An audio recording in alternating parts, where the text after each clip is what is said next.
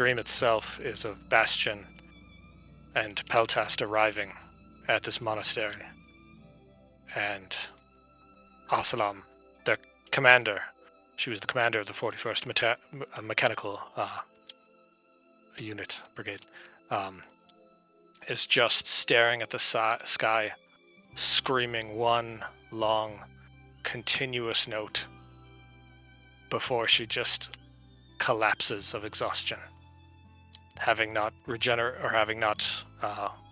recharged for several days. Just screamed for 6 days straight, and then fell dead to the ground. Well, fuck me, that's cheerful.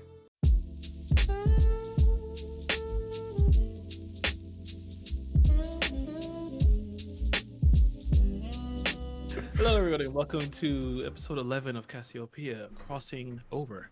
I'm going to go first to Miyago. Please introduce yourself. All right, I'm Miyago Prime. I am playing Bastion. Bastion is a warforged battlesmith artificer, along with his little steel defender phalanx, and he has decided to destroy all biological life like Ultron. Nice. A complete switch.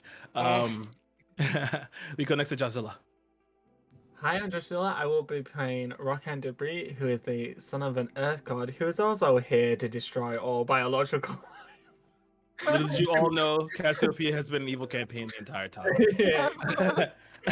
Come next to Lobby.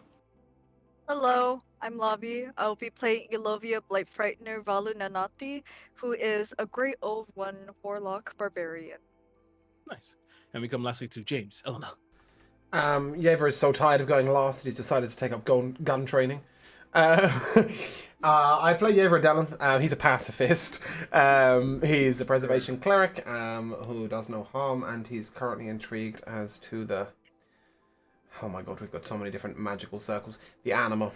I went through mystics and all of the above. But yeah, we got there in the end. No circle.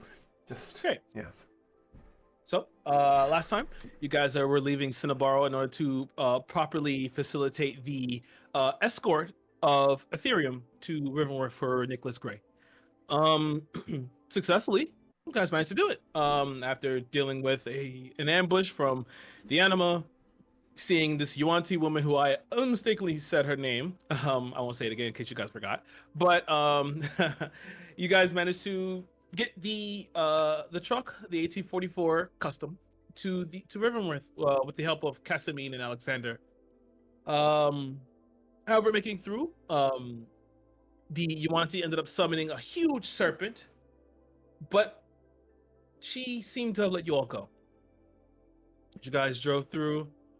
She let you go. God damn it! Don't say she didn't.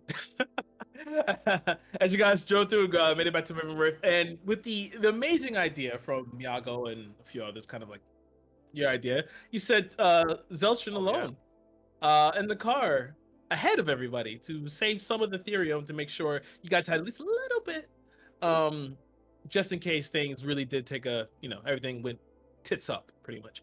However, you made it back to Riverworth. You found Zeltrin. Rakan and Zeltrin went out for a drink. A water for Rakan, and Miyago, Ilovia, and I missed it, Miyago, Ilovia, Bastion, Ilovia, and Yeva went to make sure the delivery of the goods was completed in full. As Yeva had shaken the hand of Casamine, you saw that he had a specific tattoo in his hand, one of a dragon surrounding a gold coin. And as you guys all walked away and made your way back to the Unsung Detective Agency, Yeva saw from the corner of his eye Zita Sharp, the Lion Brarian, who had unveiled to be part of the anima. In the alleyway, Zitaz had opened up a portal and had taken Yeva with him, saying that this was an invitation extended only to him, leaving Ilovia and Bastion alone in the alleyway.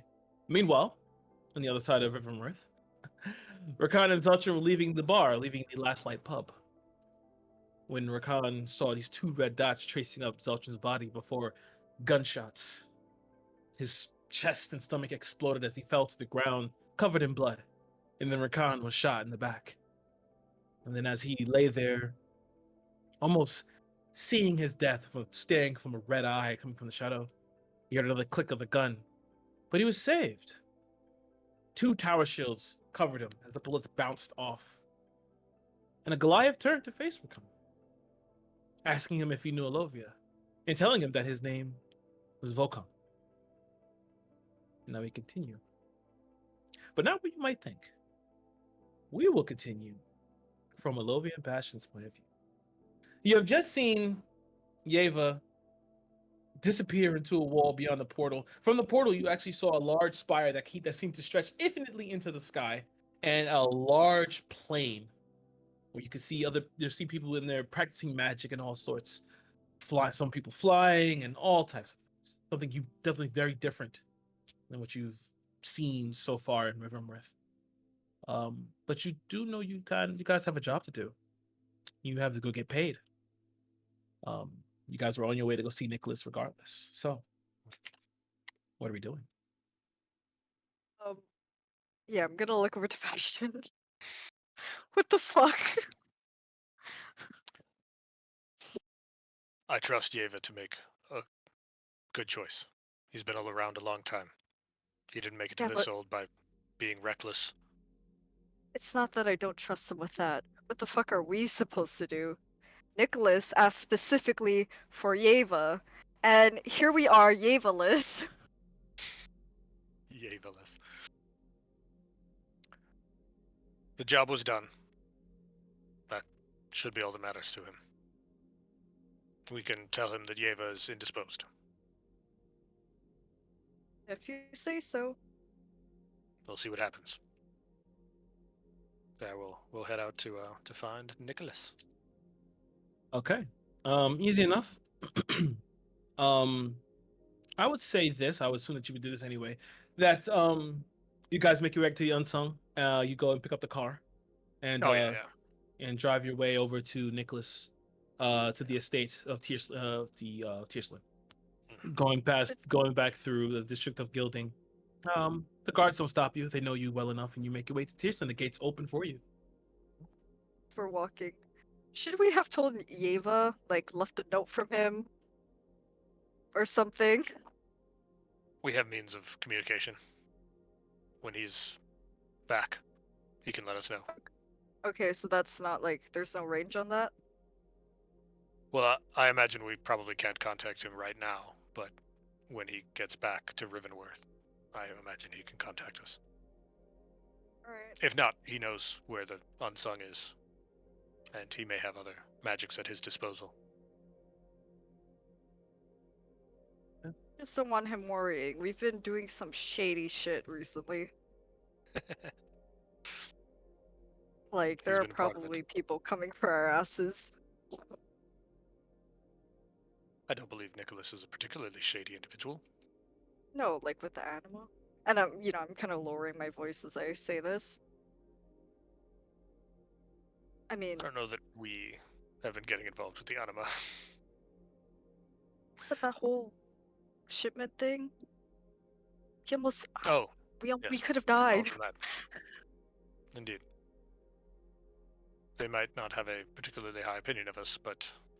Yeah, and don't you have a stalker? You mean the Azure Eye? Yeah, again.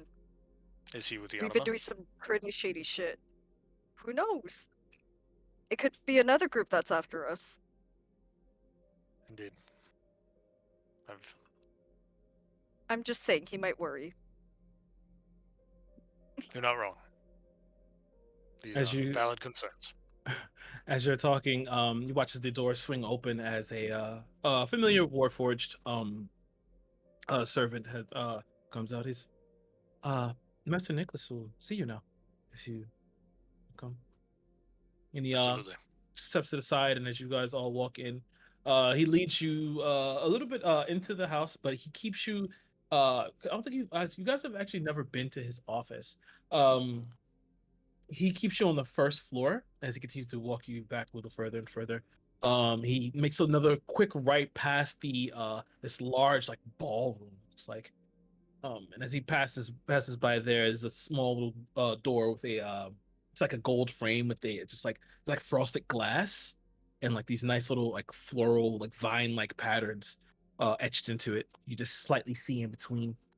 You can see from beyond the glass just the shadow of Nicholas behind a desk, like a wooden desk, as you just come in. As the door opens, and you can see him sitting there. He's like thumbing through some papers, and you see as he still has like a lit cigarette that's in the ashtray, but it's like he hasn't smoked from it for a while, but it's just there. Actually going to ask if he smoked. Does. um, but as he sees you, just Yeva's not with you. See, I told is you that we were indisposed. Yaveless. No, it is fine. I heard from Casimir Alexander that the job was done. Thank you very much for what you've done. You've done a great service. Let's get you paid out. Watches he kind of like he dips beneath the desk for a second, pulls up his chest, and opens it. This is for you. I figured I'd give you a bonus because neither of my men were hurt, and the truck is fairly well intact. And here you'll find 4,000 gold pieces. Sorry, 4,500 gold pieces. And I figured that you would also like this. And he slides over a folded parchment with a key on top. Does it look anything like the key recovered from the truck with the circle and triangle? No. Okay. This is like it's a small little brass key with like this nice little like intricate etchings in it. That's not a hotel What key. is this Someone's to? gonna get stabbed. Open the piece of paper. I open it up. You see it, and you could quickly imagine it's a deed to a house. I know that you ever wanted the hotel, but we decided to give him something better for the orphanage. It's an addition of gilding. It's a mansion. Perhaps this will better serve. The hotel has been decided for refurbish. Besides, we got a eager buyer for it. I imagine children will be comfortable there. I hope so. The grounds are large. Probably more than enough rooms for more children. Thank you enough. So I'm assuming that on this is obviously the address, right? Yeah. Is this like a house that we've No, you haven't seen this looked house at? before. Okay. No. All right. I have two quick questions before we depart. Yes. Does the name Aleknalai mean anything to you? Alale, yeah, whatever it was, the serpent. I know. No. That doesn't ring a bell. I'm sorry. And do you know if Casimir holds any loyalties other than your own? Oh, why do you ask? I'm not sure. He has a tattoo on the inside of his wrist. A dragon consuming a coin. I have seen it before. The son of the Horde. While I've no particular leanings as to the politics of Rivenworth, I could care less about the politics of you and yours, but the Horde tried to kill an ally of ours not too long ago. And I'm you sure you leery. saw this? Maybe you could ask him. Leave this with me. I'll be sure to check it. Thank you. Thank you. Is there anything that you require? I don't believe so. I think we... Directions. I need directions Oh. to this place. This is on 56 Emerald Road. Alright. if you ever need our help again, this was profitable, and I would be willing to do it again. Oh, perfect. Rivermurph requires all sorts of help, so trust me, I'll be in touch. Alovia. Yes. Oh, did you have anything? I thought I cut you off. Oh no, I was just asking for directions, which Okay. I got. Okay. Well, Well, if there's nothing else, please. it is late. It is. Have a good night. Let's gather the others and see if they want to see Emerald Road today or in the morrow. Yeah. As we're like in the car, Mm-hmm. question. Do Yes. you think that he perhaps wanted us to see the tattoo? I mean, it's weird that somebody would be so careless in letting someone see that. Not to mention it's not in a very discreet spot. I have wondered the same thing. I am curious where we stand with the Horde now. They have fought one of our allies. We have, before that, we raided one of their homes in the service of the Violet, was it? Yeah, Violet. So we have kind of wronged them. They have attacked us, and now we seem to have worked in tandem toward a common goal. So I'll be very interested to see where we stand with them, but Nicholas should know who works for him. And if they are among the Horde, I think he should be able to deal with that as he sees fit. What if Nicholas However- is a part of the Horde? Yes. There was some part of me that did want to gauge his reaction. If he became very defensive, very worried that we knew that someone in his employ was part of the Horde, that would be very telling. He seemed to take it in stride very well, though, which may mean something else. I'm not good with people and not good with politics like this, so Should I'm have not rolled sure an what it insight means. check, dude. The DM calls for insight checks. But no, Bastion wanted to just kind of gauge how Nicholas took it to some degree as well. So, I mean, if you want to, you can. no, I don't know. Sure. I don't mind people calling for it. If like, do I feel like I trust this guy? Or... I just didn't think about it at the time either. But 14, 14. pretty good.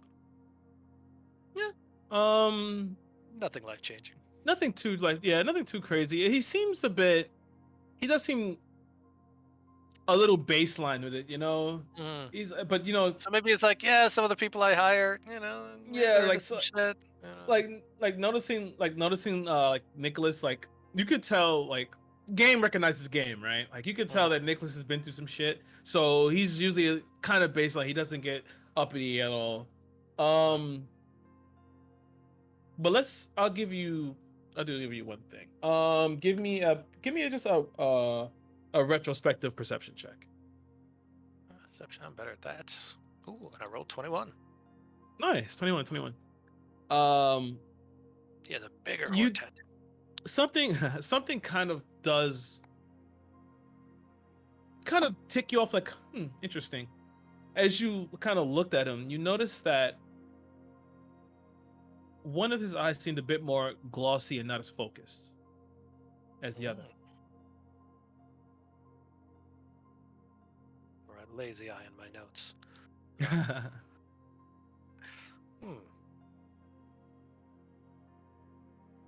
So, do I know of any like spell effects that create something like that, or if it's just an injury? I mean, I've probably seen a lot of injured people that just have you've probably seen things like this before. These are usually like tell signs of maybe like an alteration, maybe a glass eye. You're not sure. Okay. I'll take it. So then I'm going to leave you. Yeah. You guys want to do anything else before I? Sorry, did you share that with me, Bastion? Sure, he'll be like, did you notice his Was it the left or right eye?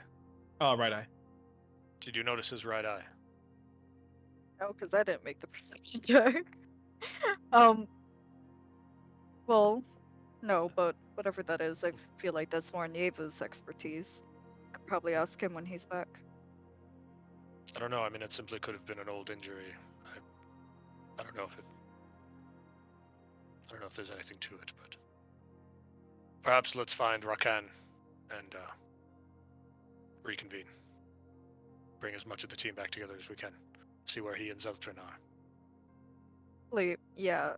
Would we be able to message him like, "Yo, you guys at the bar, or did you make your way back?" Yeah, you can message him. Well, What do you want to say in your Ring, ring, message? ring. Rakan, Zeltrin, are you guys back at the detective agency? We got a key for a place. And as you say that, and as Rakan picks and gets ready to answer, you hear the all telltale sounds of gunshots, explosion. You hear Rakan yell out. You hear it fall out. And then you will Insert move over s- to Rakan. insert Rakan. SpongeBob caveman meme. Basically.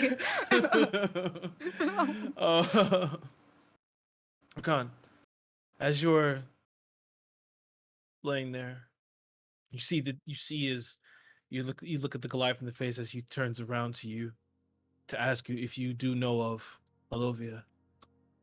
He says, I have to get you out of here. So,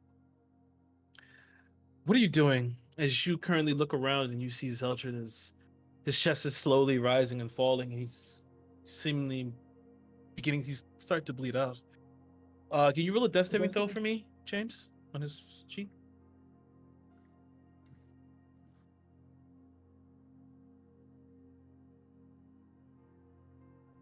That's an 11. 11. Okay, that's a success. I am currently. I mean, I, as we've seen in the past, have no idea how the internals of a human body works. So I am frantically trying to stop the bleeding, like putting my hands over the shorts, like getting blood all over myself. I'm just in a very panicked state. Give me a medicine check. See how well you do to see how much you can do.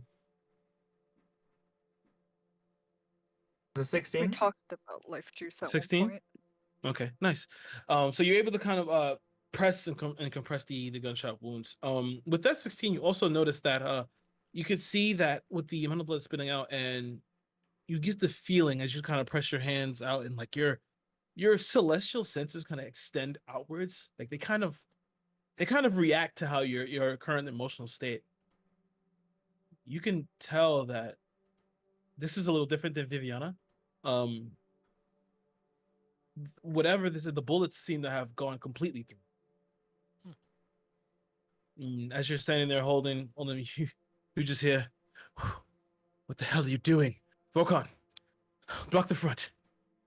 You see as the glass switches around and puts the shield down as he kind of draws the sword, and he's like kind of holding. You hear the bullets bouncing off the front of the shield. It was like flying off as the elven gentleman runs over and places his hands. He is going to spend all of his lay on hands. Not lay on hands, sorry, not that's the one character. He is going to heal him.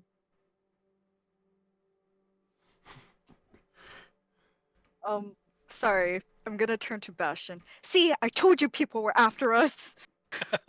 I was like, Told you Leon, we were doing some shady shit. Leon Habs, you fucked up. Yeah, that's wrong one character. There we go. Sorry, do you want me to open their sheets?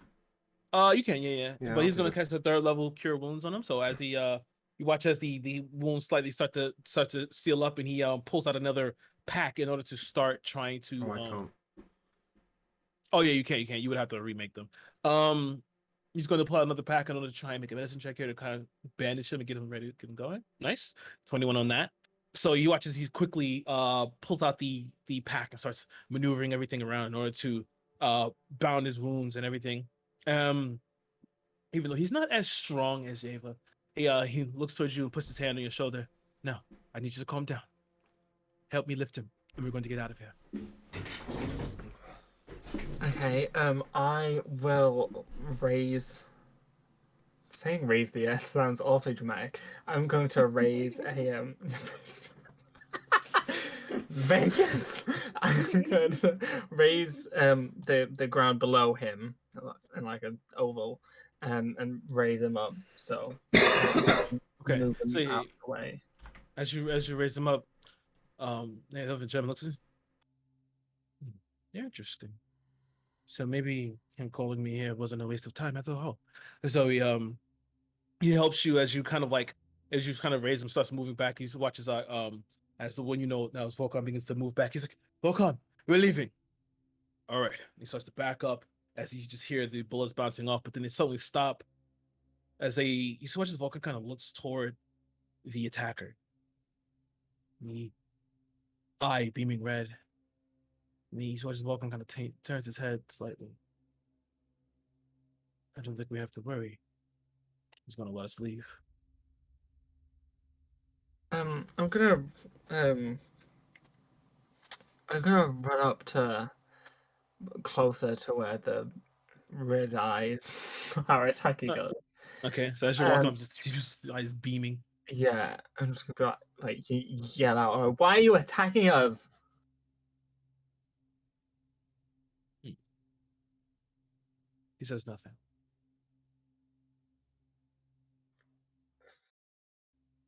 Okay, I'm gonna yell again, "Answer me!" But like angrily. Answer me, bitch! He just kind of slightly turns his head. Give me a perception check here. Okay. It's a 24. 24. You notice here something, the same thing that Bash noticed before, that whatever he's wearing is this glistening black armor. Mm-hmm. The eye is like glistening red. Only the left eye is glistening red. You notice one other thing with your 24, that the overall form of it is in the shape of a dragon.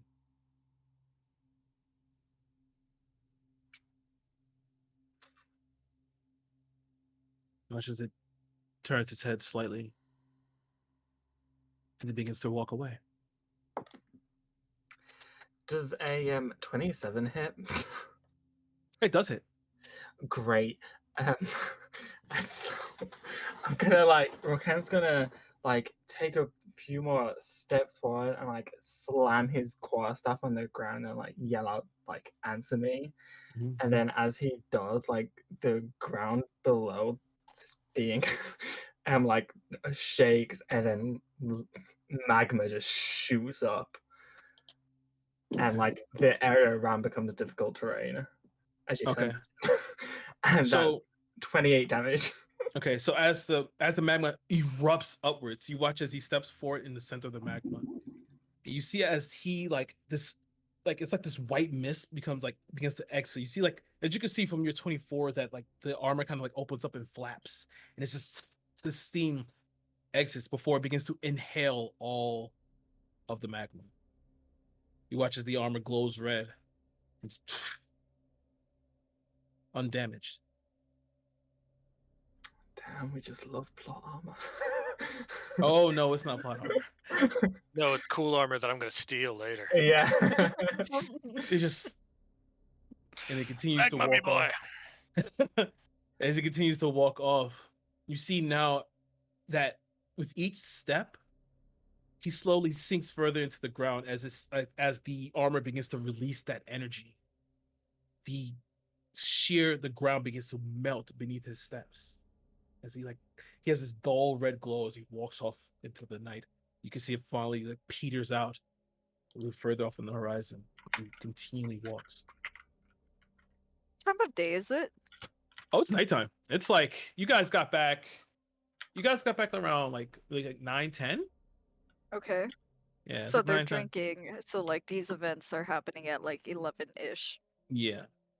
All right, and nobody fucking saw this besides people in the bar. Fuck them people.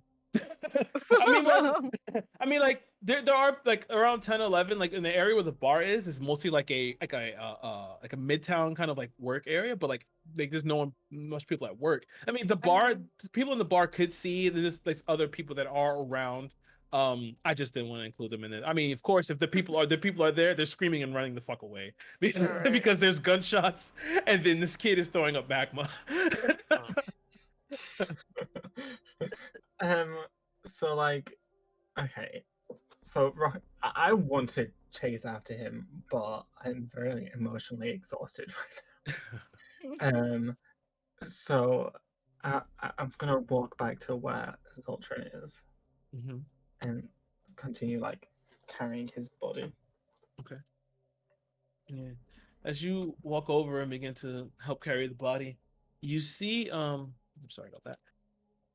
You see as Nelvin looks at you as Volkan steps next to you. He sheathes the sword and puts the shield over his back.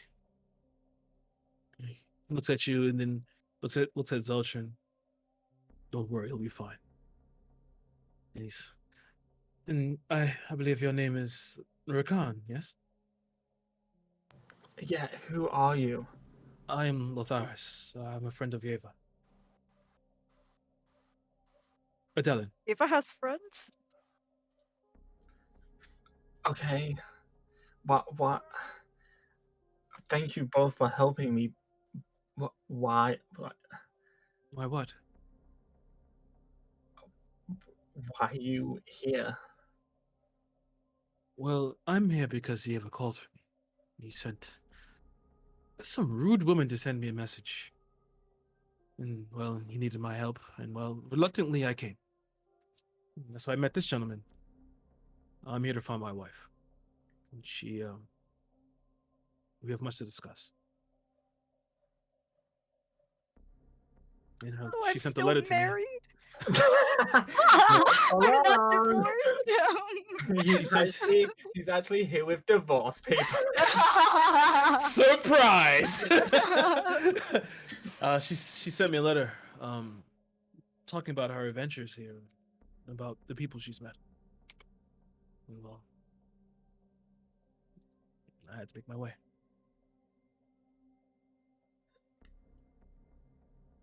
Tell me, where are you all staying? Where is this? He just watches. He pulls the note from it and flips him. Unsung detective agency. It's down there. 2 rights, a left. As you guys are walking, Zelda kind of. Hey, Rakan. Do I look cool?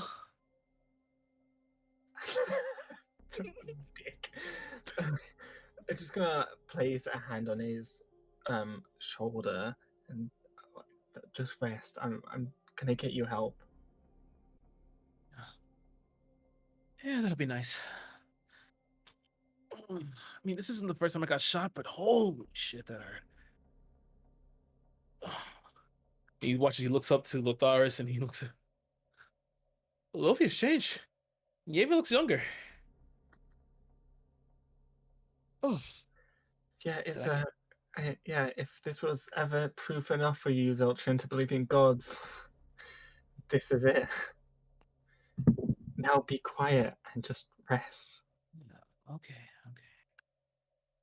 You watch. He passes out again as you guys make your way to the unsung detective vacancy. You guys get in there, open the door. As around the same time, Lovia and Bastion. Would you guys have hearing that? Would you guys have made it back to the unsung, or would you guys have gone scouring the city? I think we would have started at the Unsung Detective Agency because that's where we last saw them, and we know which direction that they went in, but we don't know where they went. So we would probably start there and then look from there. So then, yeah, but at that time, so as you guys are like beginning to open the doors to the unsung, you just hear like the screeching of tires as like Bastion just hits his, and you see them on the porch as they're climbing up. Just sitting outside. Yeah, they're about to walk into the house and like the Oh, headlight okay. just kind of whipped around. Yeah. We have guests. Wait, Bastion, stop! Puts his hand on his gun. Slow down. You see, as the Goliath has put his hands on his sword and already going to pull the shield down. We might have more company. So where's our car right now? Are we like? You're like a little bit further off from there. Like you're just Okay. like out of like yeah. All right. So yeah, we're just gonna kind of keep rolling at like a good 15 miles an hour or so. Khan's gonna make a perception check because he's being ever vigilant. Okay. And he's as he over you see the familiar face of Volkan. His eyes soften as he sheathes the sword. It's okay. We're fine.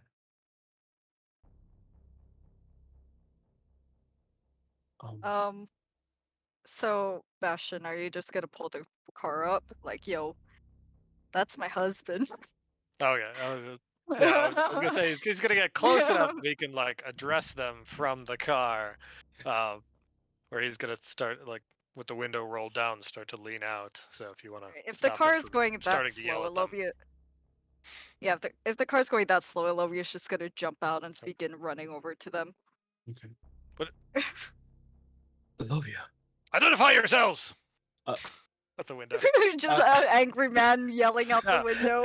as you do that, as you do that, you can see as this elven gentleman says from from behind the larger Goliath, and then you can kind of see in the between. You can see Rakan there with Zeltrin, who's laid out on this rock slab. Rakan, are you well? Are you safe? No, Zeltrin was hurt. We need to get him to a healer or something. Did those men hurt him? No, they helped. Understood. Just to point out that Latharis is walking around with a shield that looks incredibly similar to Yeva's. It should be fairly obvious who he is. I figured. Yeah. You killed Yeva, took a shield! Yeah, that! You fiend! But yeah. Volkan. And then, of her future soften, and then she kind of studies him. And then as her eyes go from his face down to like his torso, waist, his feet, and then her eyes travel back up. She's just kind of studying him. But as like she gets to like his waist, she's gonna see Zeltrin behind him. Zeltrin! What the fuck happened? And then she's just gonna run over to him. And as you run over, Volkan, he kind of stalks still as you pass by him, and he just kind of watches you pass. And then he shakes his head for a second. Yeah, he was injured. Your friend here was also beset upon by someone. Me and Lotharis here, we stepped in and intervened. We saved them. Rakan has also been shot. Thank you, Volkan. I'm very happy to see you, but I am very much less happy to see my companion bleeding out. I know. So As you're speaking, though, he doesn't wait for you to finish, and he just grabs you in his large, tight hug. I never thought I'd see you again. Yeah, she's gonna return the hug. I never thought you wanted to see me again. Let's handle your friend here, and then we'll talk. Did you guys? That sounds good. Head in. Like her eyes are kind of like tearing up. Yeah, you can see his are too. That sounds good. He's very emotional. He like brings you. I'm gonna be so upset if Zeltrin dies right here, so let's take care of him. Okay. We can't have happy moments in Cass. Focus on the dead guy. When he brings you down, you guys all enter in as your kind of family sets him on the couch, and you watch his Lotharis. You can see him similar to how in a Yeva-like fashion, he begins to dutifully begin to handle Zeltrin. You see, it's not much to worry about. The bullets, they went into his stomach and then exited out the other side. They're not stuck in. We don't have to worry about that. He watches he catches another cure wounds, and he begins to continue bandaging him. But wait, he removed the bullets, right? The bullets had there was an entrance and exit. They couldn't completely come through him. Oh shit! He Through and went clean. through are Yeah. easier to survive. Yeah, they went clean through him. So we don't have to worry. Magic will definitely fix this. I've already bandaged the wounds and compressed it, thanks to Rakan here. There's nothing else to worry about. Just let me continue watching over him. I promise you, he'll make it. Yeah, so Rakan, you need heals. Oh, Yeah. Despite trying my best to like guide Rakan's body and take care of it, I'm very much hunched over. You can see my spine. I'm very hurt. Once Bastion has parked the car, he'll come into the unsung as well. So if he's as you there walk now in, and sees Rakan really screwed up, he'll render aid. nice. So he'll pull out from his coat a little mechanical spider and put it on Rakan, and it'll start poking him with little needles and start stitching up wounds with little mechanical hands as cast a cure wounds on him.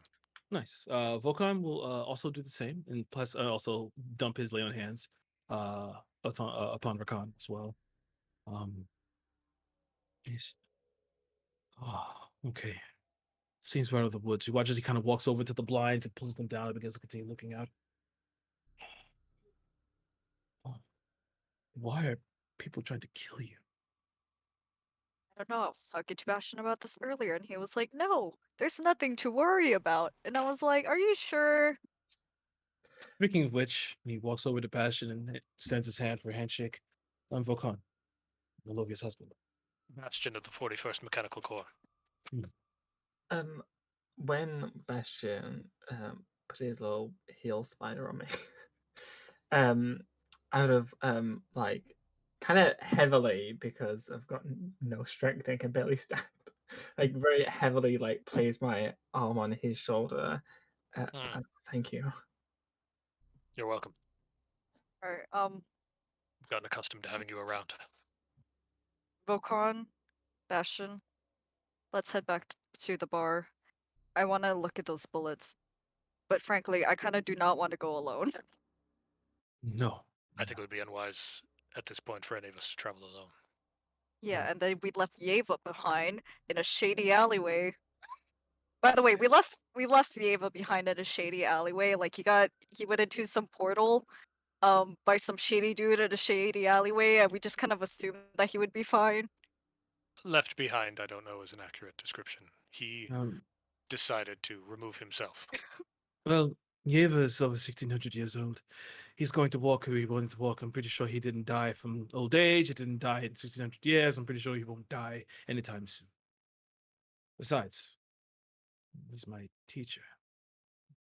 He always finds himself in strange things. Don't I worry. knew he did have friends.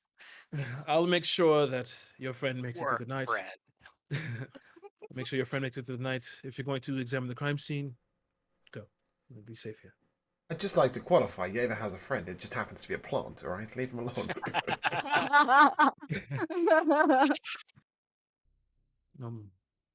But at that point, I'll leave you guys to go and examine the crime scene as we now come to Yeva Adalin.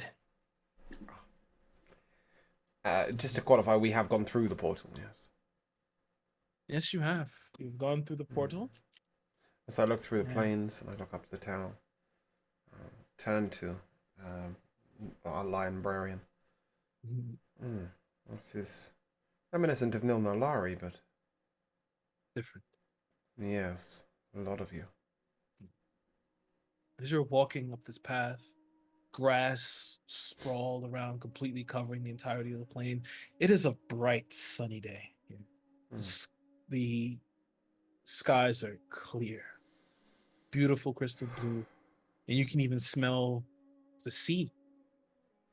And you can just see the spire, and you can hear the magic as you can see as you pass by everyone together. It's akin to a university campus almost. see people practicing and training.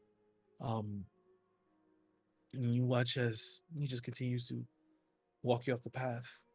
As he does, you see another portal like spawn open.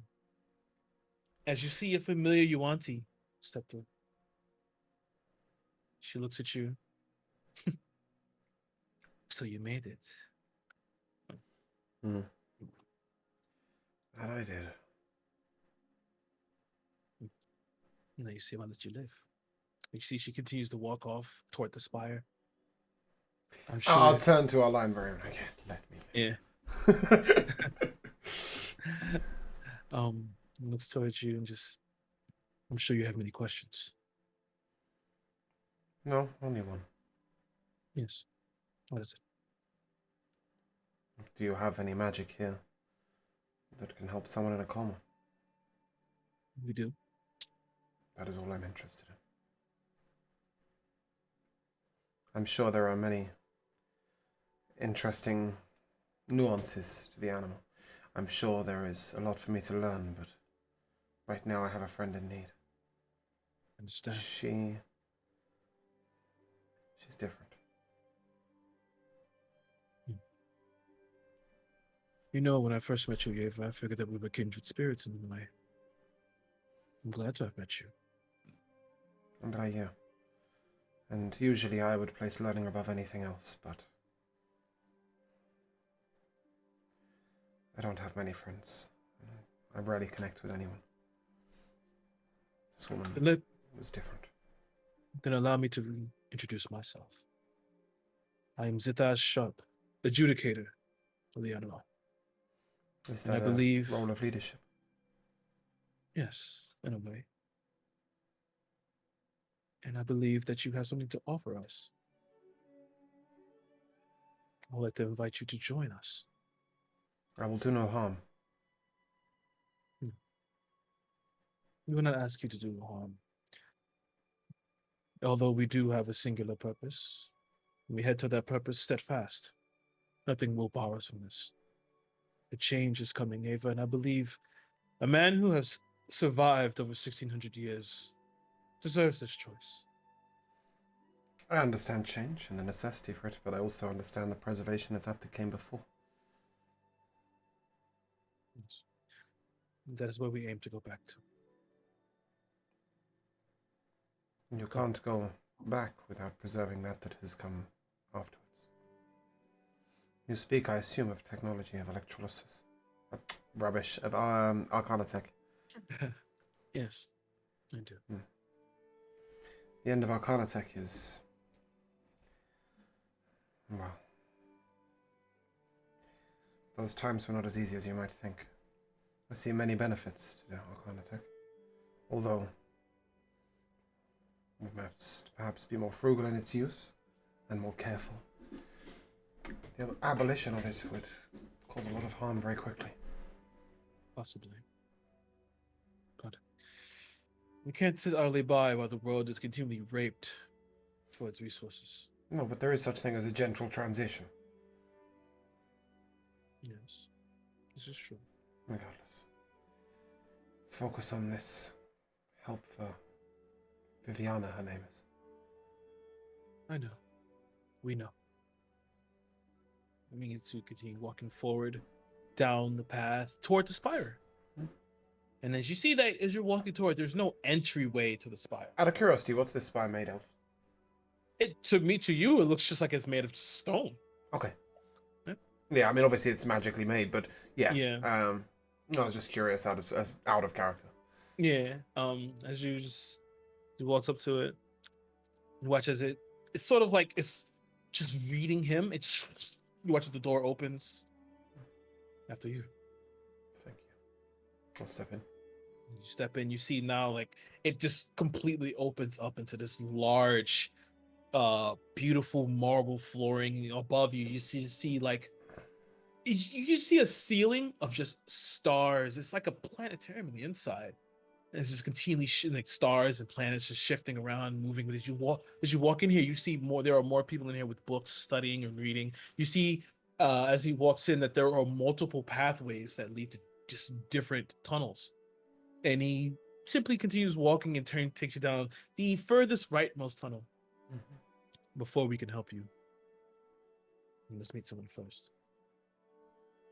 And continues to walk down the pathway. As you feel a sudden drop in temperature. And then as you feel that drop in temperature, you step on the other side and you see now you're in this snowy field. As it begins to just blow past you. You can feel just the snowflakes touching your skin and flesh. You continually walks you to this. It's a modest sized house. As he steps up and just hits the knocker. He raps thrice before the doors open, and you see a small, flaxen-haired gnome woman who you recognize. You recognize her as Tina. If it doesn't ring a bell, give me a knowledge check. I'm yet to know what a knowledge check is. Intelligence check. Right. It's a 12. 12. Oh, easy enough. You recognize her as she is Tina. She is the gnome assistant to you and Turslin. Ah, that Tina. Right, yes. I thought she was a halfling. I didn't know. As you... Did I look at the wrong person? She's definitely a halfling. She's a halfling. I'm sorry, he's a halfling. 100%. That's how I was so Halfling. confused. I was like, who She's the a halfling. fuck is Tina? Might be. Yeah, she's a Yeah, halfling. cool. What's she doing in the snow? But as I think you- Dave would actually ask that out loud. Oh, what's with the snow? And you look at her, she's... I like it cold. What's the problem? Unusual for one of your kind, but regardless. Oh, we're all pretty unusual. Yes, you put up with a lot for a bit of knowledge, right? Well, my simulacrum does. Either way. Ah. I guess we should probably meet. My name is Yuriza, truthfully. Okay. Yorisa? Uriza. Right, okay. That makes more sense. Well, good to meet you. Again, kind of. Well, since the DOS brought you in, come in. Very well.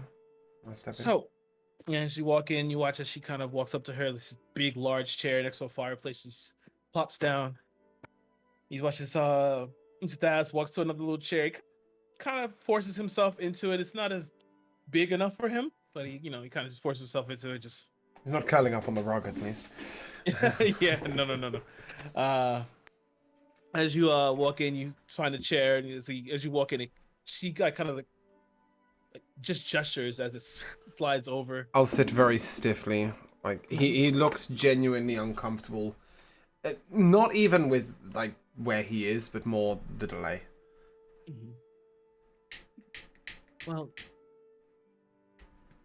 I'm an adjudicator. And, well, you have a sponsor here who wants to actually bring you into the anima. And when you say adjudicator, it means judge, no? Yes. And there is a group of you that sit as a council and as the heads of the anima, or there are people Yes. above you? There is one above us. Very well. Can't help having some curiosity. Yes, Zithris. This is not this Zithris, is it? Is Zithash? Yeah? Yeah, is it us? Yeah. Zithash. Has mentioned this over to me, but unfortunately, my focus right now is neither on learning nor on understanding, but on one woman. You don't have to decide now. It's fine. But I should mention as well, I have an apprentice. I will not hide anything from him. I never have, and I never will. okay. He is very like-minded to me, and he keeps my secrets well. Okay. Well, if you vouch for him, then that's fine. Very well. Do you mind if I take notes? Yes. And the book, I will open the book, and the quill will appear. And just begin noting anything of importance.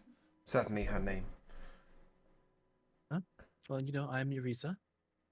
I forgot I've abandoned my last name a long time ago. Understandable. This is a new life here for most, is it not? Yes. It's mostly peaceful. Hmm. But in order for us to help you, we have what we need to help your friend. But we need you to do something for us. I know. The nature of that? Well, we need you to enter into a mage's tower in Glial. Okay. It's an old mage's tower. Not They a are problem. very dangerous nowadays. The old magic has run amok. We changed the tower into something completely different. Very well. Will I be There's a walking in crystal alone? there. No. You Good. can bring those with you if you want to. It's just I will do no harm unless it is to an undead or a fiend. And even then, it does not come easily. We wouldn't ask you to do any harm. Just survive. Very well. Pretty much. That sounds I mean, about not right. to say that you won't have to deal with anything perilous, but Of you have course. friends for that. Yes. Well, if you've already agreed to it, then that's all our business. You will be contacted soon. I'll tell you the details. And There's a crystal there. meanwhile, she will wait in stasis. Yes. Once you've gotten what we need, What do you want with the crystal? that's a little we need to know. Yes, and I do. It's not how You this ask me works. to walk blindly and provide you with something that, as far as I know, could create great trouble for someone else. We collect magical artifacts. This place is only here for magic. If you swear to me an oath, then I will go and collect it for you, but you must swear it to me. That you will not use this crystal to do harm to another being. Otherwise, I will not retrieve it for you, regardless of the cost. Well, then your friend will remain comatose. So what you're saying is that you're happy to help my friend as long as I help you hurt others. We have our own goals. Yes, and there's more than one way to achieve them. You don't need to hurt people. You might instead need to persuade people. Persuasion can work on some people. Others, persuasion does not work. And so removal is the option. Yes. I'm not sure if you're aware, but that's called terrorism. I'm aware. Good. We were also terrorized, all of us. How so? Well, my family was definitely. They were murdered, killed. Some by warforgers, some by people who were greedy, some people who wanted to.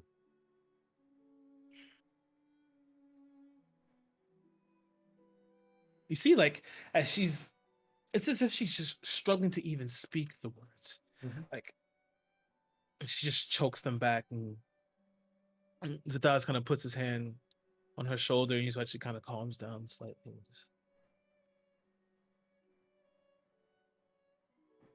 Yeva, Mm.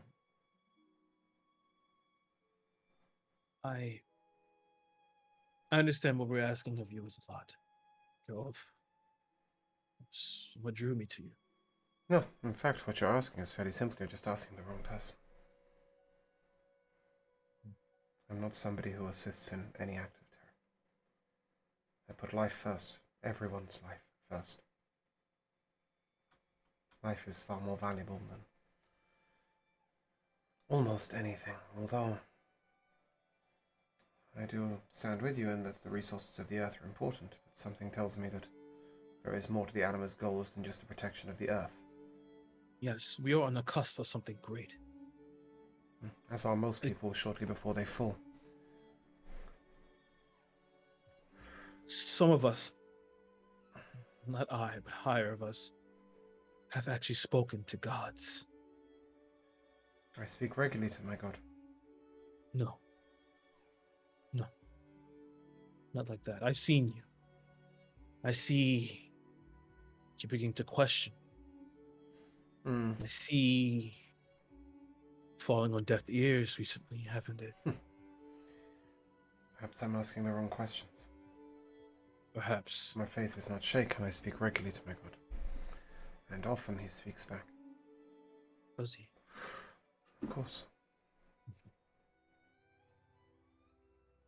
Just think about it. There is no thinking to be done. Her life is important to me, but not more important than that of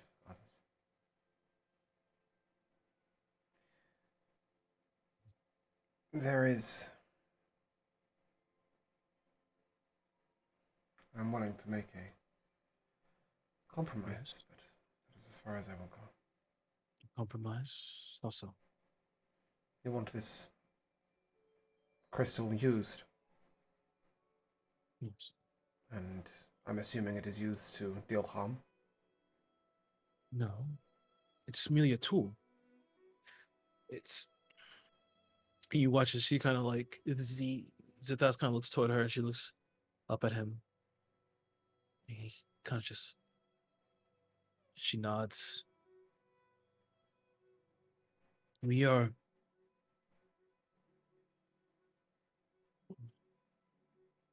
trying to build a new haven for us. This place exists. Yes, it takes a lot of power to run this place. I imagine. It's a constant dimensional plane. Mhm. This will help us do that. Yet when I asked you if it would help you do harm, you said yes. Obviously your Because- organization does harm. That's without a doubt. And because you think that I would find furthering your organization in general to be akin to doing harm, Yes. you have a very negative view of yourselves. We do what we have to do. But you believe what you're doing is right, no? Yes.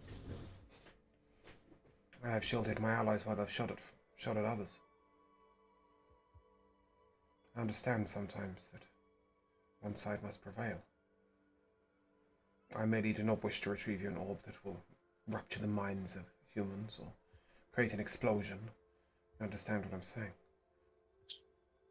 I understand that might be a small line to you, but for me, it's a gaping ravine between facilitating harm and not.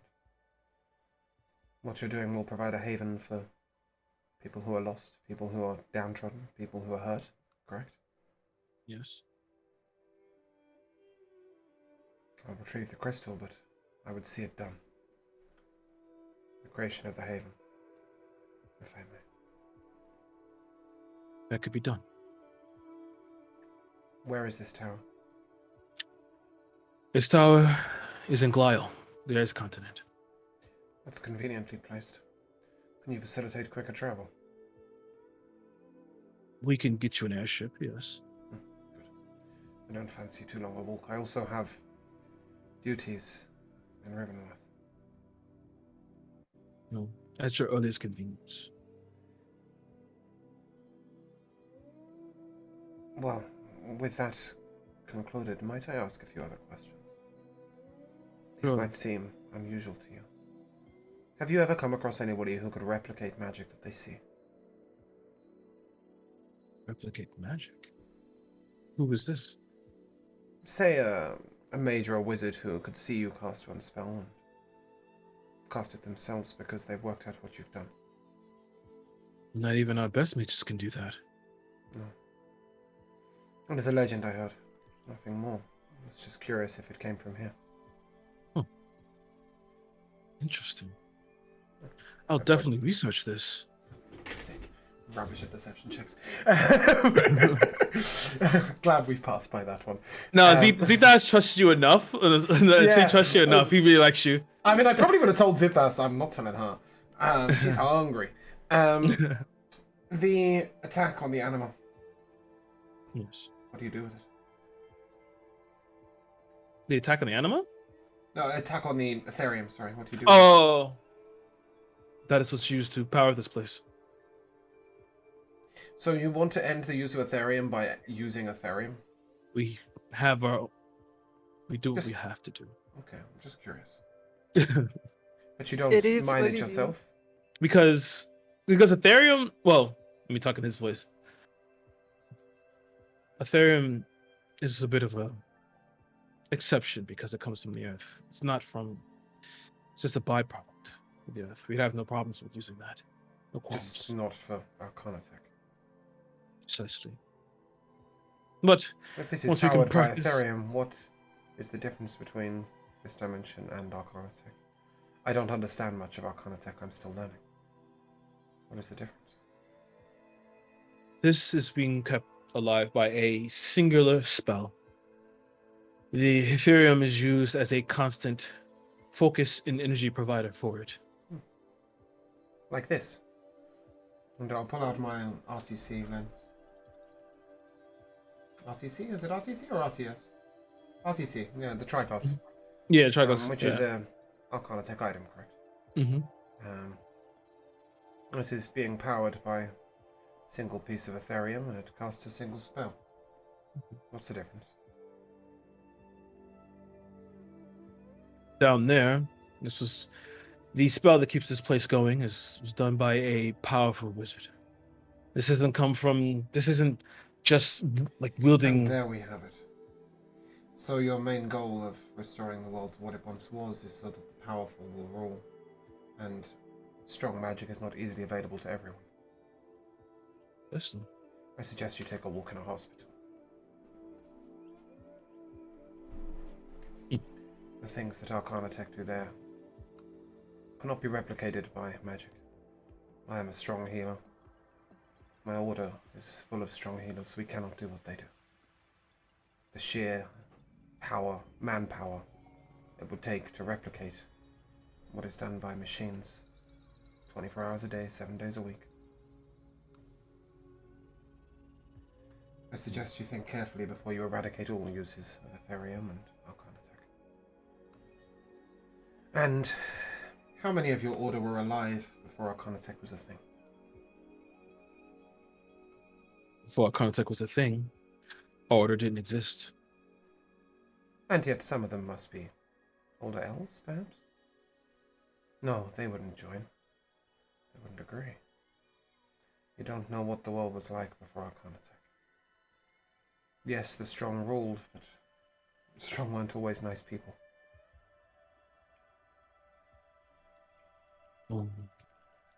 Ava, as always, our conversations are enlightening. And yet Viviana waits. Persuading my friends to take a trip to a far-off place to visit a tower is going to be interesting, but was there anything else there that they might find of interest? It is a mage's tower, perhaps. I They don't may think find all types of things. What do you people. mean? Probably. The world is full of interesting people all over. Who knows? Keep your mind open. The tower is not putting any people in danger right now. No. As far as I know, remains inert. Then I'd be putting purely selfish goals beyond the goals of my friends who are currently doing good things like building orphanages and saving children. It's Yes. slightly better than acts of terrorism. Regardless, I will speak to them about it. Used to. But if they will not go, I will go alone. Understood. And when Viviana speaks again, you should consider her carefully. Not only is she blessed with unusual magics, but she is also a good person with a good heart, who, unlike me, understands the way of the world. You could say that it was an unusual revelation for me, meeting her. We will. Thank you. As you turn to leave, you step through the door of that nice mid-sized house. Still hearing the fire crackle behind you. You step out and step in front of the Unsung Detective Agency. As you hear the door close behind you. I'll hide it. You head in. And you see an elven gentleman you recognize all too well. Lotharis, it's been too long. I'm sorry to drag you away from your husband, but I need to So, be here. yes, you needed me here. And now, here I am, Ah. tending to a tiefling with a Let- gunshot wound in his chest. Let me have a look. Inspect your work. I've done everything that I can, and if you know... Okay, whatever. I'm sure you've done everything excellently, but he's a friend. Let me take a look. Please do. As I take a look at the Zeltron, is he in any danger of dying? No, he is in no danger. Lotharis has done very well. Excellent. I'll sort of inspect the bandages. I'll probably criticize him for Yeah. a small bad tie, and then I'll take a look over the rest of them. And Rokan, how is Rokan looking right now? Rokan is stood up from, like, in my head, he was like soundness of resting. Seeing you walk in and be kind of flippant. I'm gonna stand up. I didn't, but just to clarify, I didn't ask if he was in any danger of dying out loud. That was me to the No. DM. No, he's definitely not being flippant. He's checking on his companions and making sure they're all right. You just said you was like making fun of your No, Alright. I would always criticize him if he Shame. hasn't done something exactly the way I showed him, but that's okay. Either way, I'm still pissed. Oh, okay, you'd be pissed. That's fine. Yeah. So But are you injured? Well, yeah, but I've also been healed. So I'm injured emotionally. I was gonna stand up. Where were you? I was invited to visit the Tower of the Animal. For what? They had a request for me. For In what? response, I'll get there. I was seeking a way to help Viviana. I made a little bit of noise and asked some questions, as you know. As I mentioned, I got the orphans to help me blow up an abandoned house. Lotharis, I imagine, is just looking at me like, what the fuck? So, we did no harm to anyone, but... You spent 1,600 years of peace to become a terrorist. A local... I've been invited to join a terrorist organization, Lotharis, and I suggest that you join them as well. However, You should have left Liverpool. I will get there in a moment. They have asked me... You and that damn woman. Yeah, that damn woman. Speaking of which, is Elovia there with Vulcan? Oh, no, they went... They're already gone. They went back okay. to the last light pup, yeah. Okay. When are you gonna let her be? She's not ready. I'm not ready. That is not your decision to make. I'm assuming that's why I'm here. Then whose decision is it? No, actually, I called you for something very different, but regardless. It's good. Starting an orphanage. You're what? Starting an orphanage, and more importantly, I visited an Arcanatech hospital, and there is so much for us to learn. Okay, hold on. I have to wrap my head around this. So, you left Ninalari to start an orphanage. You've joined a terrorist organization. You're working in an Arcanatech hospital. Mhm. And you're in love with some comatose woman. You should have left Ninalari a long time ago. Perhaps. But No, he's obsessed with this woman. Obsessed. Well, this is probably his first woman. And also, an orphanage, you don't have a parental bone in your body. You do not have a parental bone in your body. we are not talking about raising children, we're talking about protecting them. You should see how they live. Splitting hairs, Eva. One is the preservation of life, and the other one is having to change diapers. They are different. What's happening? Anyway, Rokan. I went to ask if there was a way of helping Viviana, and they have told me the price. What is this price? It's always a price. We needed you here. I didn't expect them to take me in a portal to the middle of nowhere off the street with no warning. I apologize that I... But do you not see that your obsession is getting out of hand? We needed information on the anima, did we not? I met Yeva, the Yuanti that tried to kill us. Yeva, people, bad things Nice. happen. People die. You Yes. cannot prevent everyone from dying. No, but we try and prevent anyone from dying that we can. And, Rokan, what we've been doing since we joined up has caused as much harm as it is prevented. What? Sorry. We have caused as much harm as we've prevented. Taken What as harm many have we lives as caused? we've saved. Those men in the forest? We were defending ourselves. Yes, and yet they lie dead. And were they not? if I'm not mistaken, I was the one who was trying to stop that fighting. I was trying to find out why they were fighting. I was very much in favour of you talking to them. That's why I went to talk to the animal. You spoke to the anima to deal with your obsession with Viviana. Amongst many other things, Not for yes. any other reason. That's not true. On that note, I'm going to go make tea. Tea, anyone? Yes, please. Lotharis walks off, leaving you two there. I'm going to quick flash.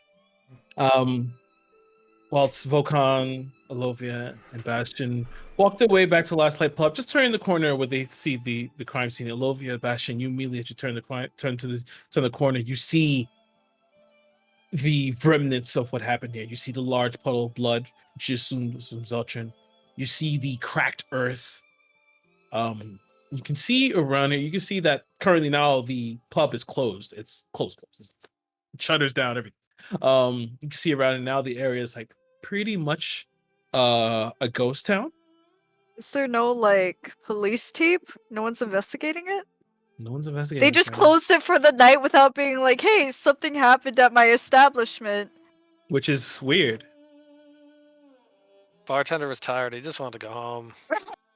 It was a It's rough someone day. It's someone else's is fucking weird. problem. um. Hmm. Okay, that's fucking bizarre. Mm-hmm. It is. So the door's locked. Yeah, the door is locked, but it happened in the front of the pub. Of course, it didn't happen in the Okay, in the so I'm assuming that there are windows that have been cracked pub. Depends on for when he the did bullet the thing. holes to go through. Oh no, it happened in the front of the pub, like not Yeah, in the front. Zeltron was outside. Yeah, Gotcha. they were outside. Oh. Yeah, it happened on the sidewalk. Okay. That's still bizarre. They just closed the bar. Yeah, it's really fucking bizarre. Yep. You could probably get the police to like clean it up for you, you know, as they're investigating. All right. Immediately, I'm looking for the bullets. Okay, give me an investigation check. That's a 15. 15. You are able to find the 2 shell casings. You see like this. It's all really warped and it's like this brass. It's like really bright brass. As you're holding it though, you don't feel any as if there was any residual magic from it. These just seem to be regular bullets. So, which may mean that somebody else targeted us. Like they're not a part of the same group. Either it's a different group, or possibly a warning. How can it be a warning? This is like a war. Like you just started a war. A warning shot is like, you know, it misses, but it hits really close. Starting a war is hitting not one, but 2 people. Not in these streets, honey. Twice, but 3 times. Not in these streets, honey. To be fair, knowing what we are capable of, perhaps this was them ratcheting it back. What are they warning us of? We're trying to open an orphanage. Are they trying to warn us off from opening an orphanage? I'm guessing the orphanage thing is the issue. Not sure. I really don't think orphanage. Really? That must be some orphanage. I'm wondering Pull if up perhaps my we have phone. interfered with the Horde's business in a fashion that they The Horde. feel that this is necessary. What is that? The Horde. A criminal Honestly, I don't- organization that operates in Rivenworth. I believe All right. Novia, we should have stayed home. Perhaps. Hold on. Give me a moment. Earth to Rakan. Earth to Rakan. Sorry. Can you describe? Did you see the people who attacked? I think it was the same red-eyed person from before. Then the person before had blue eyes, didn't they? Wait, One but then the red-eyed person from the one that killed the drow, right? Oh, that person. Yeah, that one. Right. Bastion Stalker is just a completely different person. Oh yeah, that's a separate issue. So you said that he has one eye, right? Yes. Okay, so has anybody seen a Cyclops before? I feel like there's like an entire race of them that are just coming together to like murder us and stalk us. The Cyclops I Rukon- know are far. Rukon, how do you take your Actually, tea?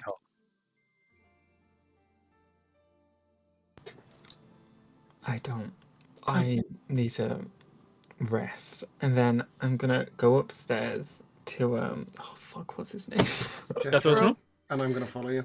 Yeah. Oh fuck me, man. Leave me alone. Alright. Well, before we get to that, before we get to we'll that, come back to that. so Volkan just looks total over here. This isn't the first time you've run in with him. Well, Bastion has a secret admirer with one blue eye. Oh, People who wow. are attacking us have one red eye.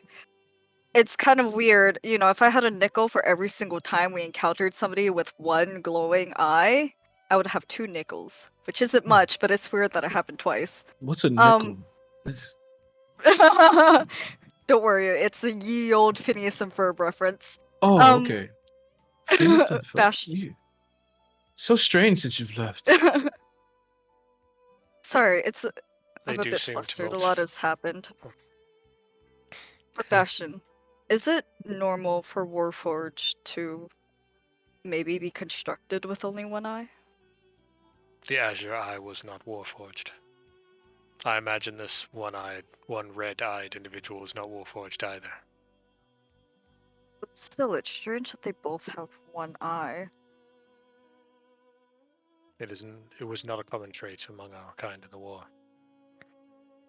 Watch it be something really weird, like they're actually the same person. They just split personalities, so they just activate one eye versus the other. It's gonna Imagine. be something really weird. That's some anime shit right there. Yeah. I mean, you watch anime. I don't think it's too far out of reach. Not too far.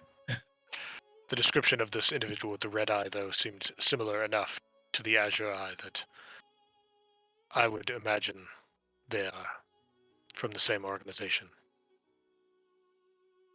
I think they are the God. same problem. You saw him, right? Yes. What was he wearing? It was like black armor. One gleaming red eye. Yet his helmet, if it was a helmet, is in the form of a dragon.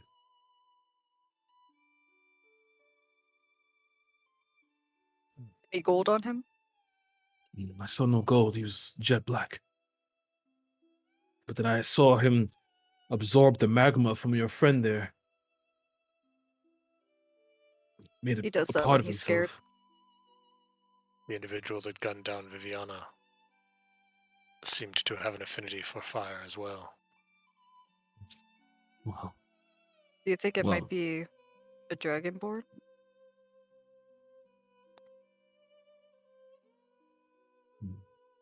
I think it's the same individual. I care not mean- what kind of flesh lies under the armor. Well, I'm just saying that because it'll be easier to track down a dragonborn versus, you know, tracking down basically all of the races that exist in Rivenworth. Because Volkan said that he wasn't even sure if it's helmet. What color are Nicholas's eyes? They are Well, if you have to think about it, it doesn't matter. One red and one blue. they are red. The assailant, which eye glowed red? I believe Can it you was the remember? left. That's the eye that isn't bad. Nicholas did seem to have a damaged right eye. But why? We had just What done him a service. What color is Nicholas's scales? He's a red dragonborn. Don't red dragonborns have an affinity for fire? Indeed, they do. You know, I was kind of joking this entire time, but I feel like I'm really onto something. Let's go home before we get jumped. Yes, I don't think it's safe to stay out here. Besides, Agreed. I just got you back. I don't lose you again. You guys walk back down some. And the door opens as Bastion, a Goliath you've never seen before, other than Rackham, and Elovia walk into the front door. Are we still downstairs, or have we headed upstairs to Jethro's room? I assumed you've gone upstairs, actually. I completely forgot about that fact. That was in the middle. Yeah, you guys going upstairs. Well, you see Zelchin there. He's comfortable. He's been cleaned. He's sleeping like a baby. And you have Rakan, you're upstairs. Okay, so like I'm like entering Jethro's room and like making my way to the other side, but like I was showing the back, so I don't know if I'd be limping, but I'm certainly like holding on to things and just rubbing blood everywhere. And I'm like hopping on my way over to the because it's nighttime, right? Yes, it is. Middle of the night. Mhm. I'm hopping over to the telescope to look through it. Okay. Okay, and you're hurt. I just need to rest. Understand, but please, I haven't joined this organization, nor have I made any promises. I've only asked questions. I'd like to sit down as the group of us and discuss possibilities, that is all. Yes, I am very much wanting to help Viviana, but I will not do it at the cost of human life. What does this group want? They want to go back to the old ways. How do they intend to do that? Unfortunately, I'm not privy to all the details, but the primary goal seems to be ridding the world of Arcanitech. And while some of that might entail attacks on exports of Ethereum like we saw against ourselves, some of it might entail politics and persuasion and many different human things. What do they ask for in return? They asked me to locate a crystal that will help them facilitate a second haven. This haven that they have is where mages go who don't want to adhere to the rules of a license, who want to study in peace, some of whom have lost family or are in trouble. And I imagine in return they ask from those mages service, which facilitates their terrorist organization. So I understand there are lots of moral areas here that we need to question. I'm not suggesting we all go join the Anima tomorrow and start terrorizing people who transport Ethereum. I am suggesting that we keep contact with them, and that we consider what they're asking us to do, and whether it truly harms anyone. And also, the main reason for doing so would not be to help Viviana, although that would be wonderful. The main reason is that we would then be able to understand and perhaps help change the way that they work and try a path of peace and persuasion. Your goals may even align with this. I'm gonna be using my quarter staff as a walking stick and make my way over to sit on the bed, on like the foot of the bed. Say we have this group meeting and we choose not to help them. What will you do? I'm not sure. Part of me wonders if I'm willing to leave a door like that closed. There is a lot to learn from them. Part of me wonders how easily I will be able to let Viviana go. But a greater part of me looks at the work we're doing here, and I don't know how much I'm a help.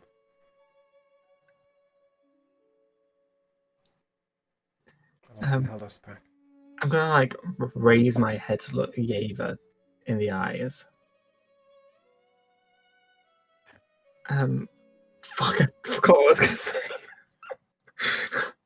Damn it. I mentioned that I don't know how much I'm a help.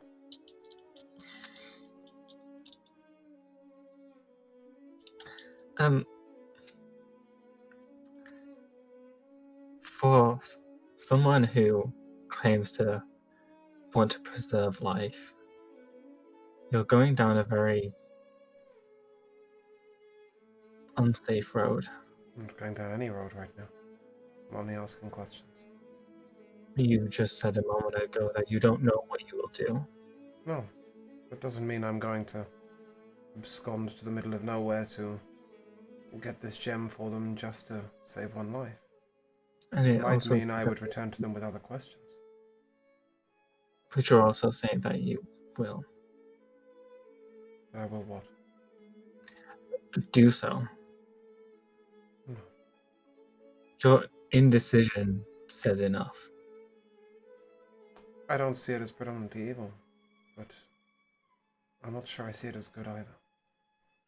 I would like to know other people's opinions on it, especially that of Lotharis. I value his opinion greatly. And yours. You don't believe that this is in any way good? That it can be a good thing to do?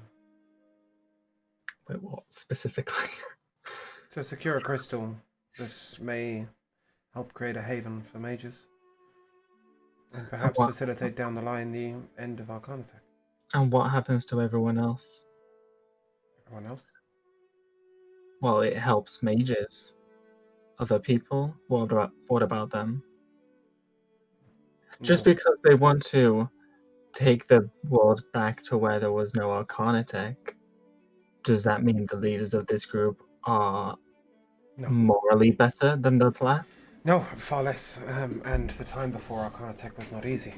But they did also mention the preservation of the Earth. I think that although, as a whole, Anima is something I do not want to be a part of, there are some there who genuinely are good-hearted and genuinely care and want to prevent the destruction of the Earth. I don't think it is worth severing all ties. But no, I don't think that retrieving this crystal is the easiest or best route. I merely think it an option. I'm gonna force myself to my feet, desperately holding onto my quarterstaff, and walk around the bed to the side of it and sit down. And as I walk, there are too many ifs to this conversation.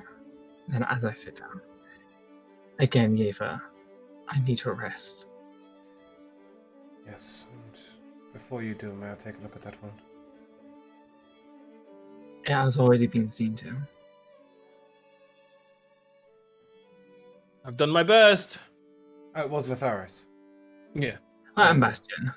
I thought it was And just Bastion. I thought it was Volcan's lone hands. Okay, very well. Yeah, Bastion did it, Volcan did it, and then Okay.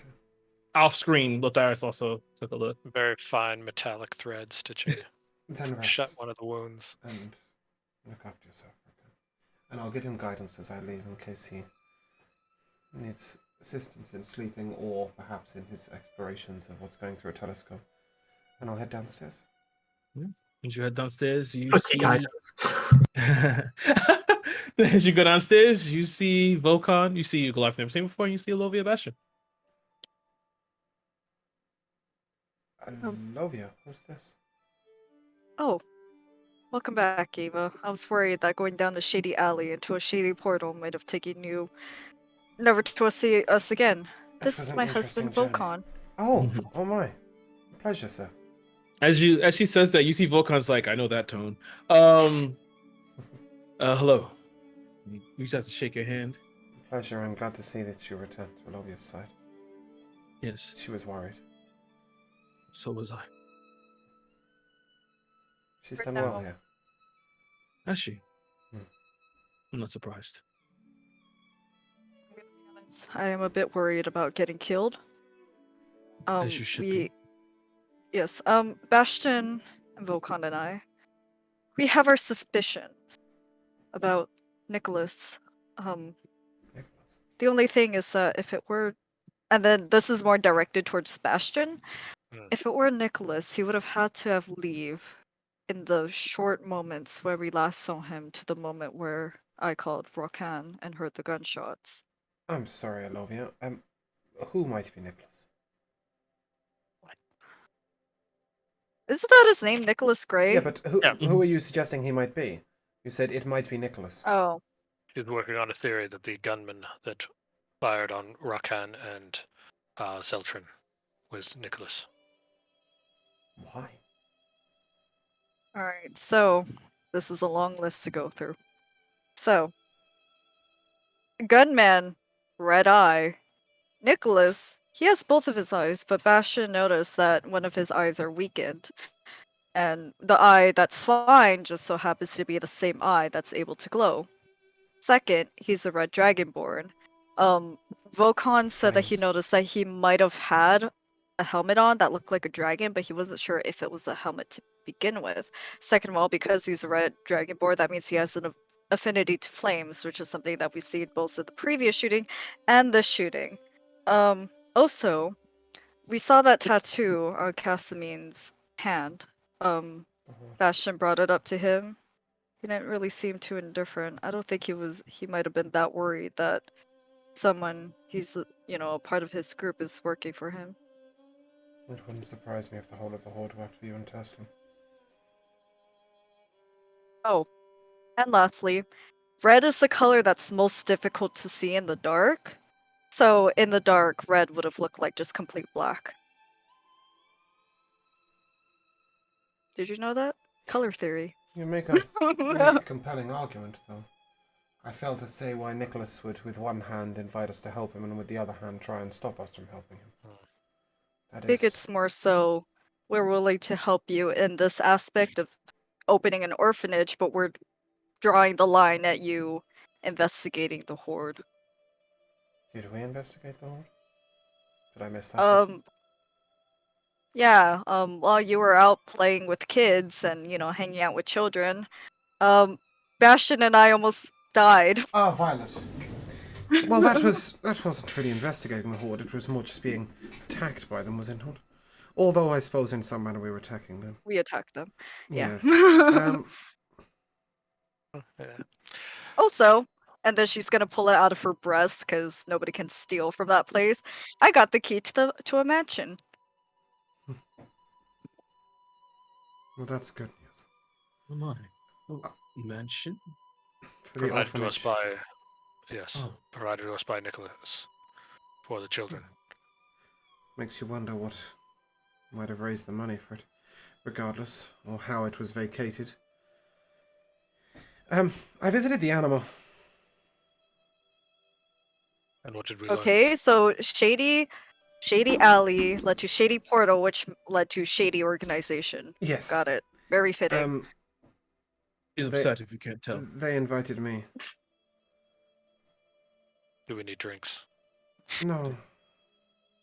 It is think quite so. simple, but we can get drinks if you wish. Oh, cans in? Alright. They, Pass out of the kitchen. they're trying to rid the world of Arcanatech. I think that much we already knew. They have a haven within a portal for many that seems to be quite good for a lot of people. And there is a price for helping Viviana. And the price is that I retrieve them a crystal to help them set up a second haven. And the crystal is not close. We would have to take airship. They use Arcanatech to power their... they use Ethereum to power their havens. It doesn't appear like it's part of their more violent stuff. On which note, apart from attacking us for the Ethereum, have we actually seen the anima do anything wrong? Or heard of them do anything wrong? Not really. I mean, I do you think think there they brought that giant serpent just to be friends with people? No, I mean, obviously there are implications, but we haven't It's actually very seen them do cuddly anything, most have of we? the time. No, not I really. mean, what about the girl who was kidnapped? That's who we were suspecting first. We still And do. we had no leads. We still do, that but my few questions of the anima didn't seem to reveal anything. I want to get closer to these people. Find out what they really want. And find out how they really operate. Do they have a second job? Like a second option? No, not as far as I could tell. Internship program? Yeah, like something that... There is a man, don't- the Librarian, Zatash Shah. He's fairly high up in their organization. I wonder if approached alone, he may have other options for us. But I do want to get closer to this organization to find out their motives. And honestly, because I think that some of what they want is good. But a lot of what they want is not. I'm just saying they tried to kill us, and Did that's they? not where I draw the line. Where I draw the line is, would it be safe for people all over, just in general, for them to have a second organization up? Because they could, just as easily attack people around those headquarters. From if what they I could wanted see, to. their haven is not based in the world itself and can be accessed from all over the place. It is not. May I direct remind you access. that of all the little trinkets that I keep in my breasts, there's also the doll maker case, who seems to attack people who work with Arcana Tech, and if they want to rid the world of Arcana Tech, it doesn't seem too out of their profile to attack people who work in Arcana Tech. No, as I said, there are many questions that need to be asked of them, and a lot of them lead to not good things. But frankly, at this moment in time, the Anima haven't really shown us anything massively worrying. They did attack, but when they attacked us, the majority of their attacks were directed at the vehicle itself, trying to stop the delivery of the Ethereum. They didn't actually try and kill us. Yeah, it's almost as if they're going for the Ethereum and you're Yeah. the ones protecting it. But even I in would that, fear their philosophy and what it would mean for me and mine. indeed. Oh, that reminds me. If they Speaking wish of the to doll maker return to the case. world before Arcanotech, what does that mean for me? I don't know, Bastion, and that is another question. My point is, I don't want to do anything to further their goals necessarily, although a second haven, I think, would only I facilitate. feel like that's a pretty big goal. No, well, I disagree. I don't feel like the haven. I might misunderstand. Can I out of character, Kira? This haven, they can access it from wherever they want, right? Their current haven. Mhm. Yeah. Yep. So creating a second haven, unless it provided them some form of power, and I have asked if I do this to be present at the formation of it. I think it is just that. It is a second place to keep people safe. It is not located to one location, but I could be completely wrong. And I am willing to be guided in this. What I do want, though, is to be able to ask them more questions. We've raised so many. The doll maker? Another relevant question. Their views on the Warforged? Another question. The girl that was kidnapped? Diana? Diana or Diane? I can never remember. Is Diana? Okay, Diana. Another question. Is there any harm in being in a place where we can ask them more questions? Just hope they don't kill us for asking too many. You both make good points. The more we know about them, the better. Zitas definitely wants to get me in the organization. I feel like he'd be willing to at least enlighten me on a few things, even if we don't attempt to help them at all. I believe that mulling this over currently will give us nothing. Maybe we should get a little bit of rest. Tonight's been I agree. extreme. Did they give me a way to contact them back? Or do I just go to the library?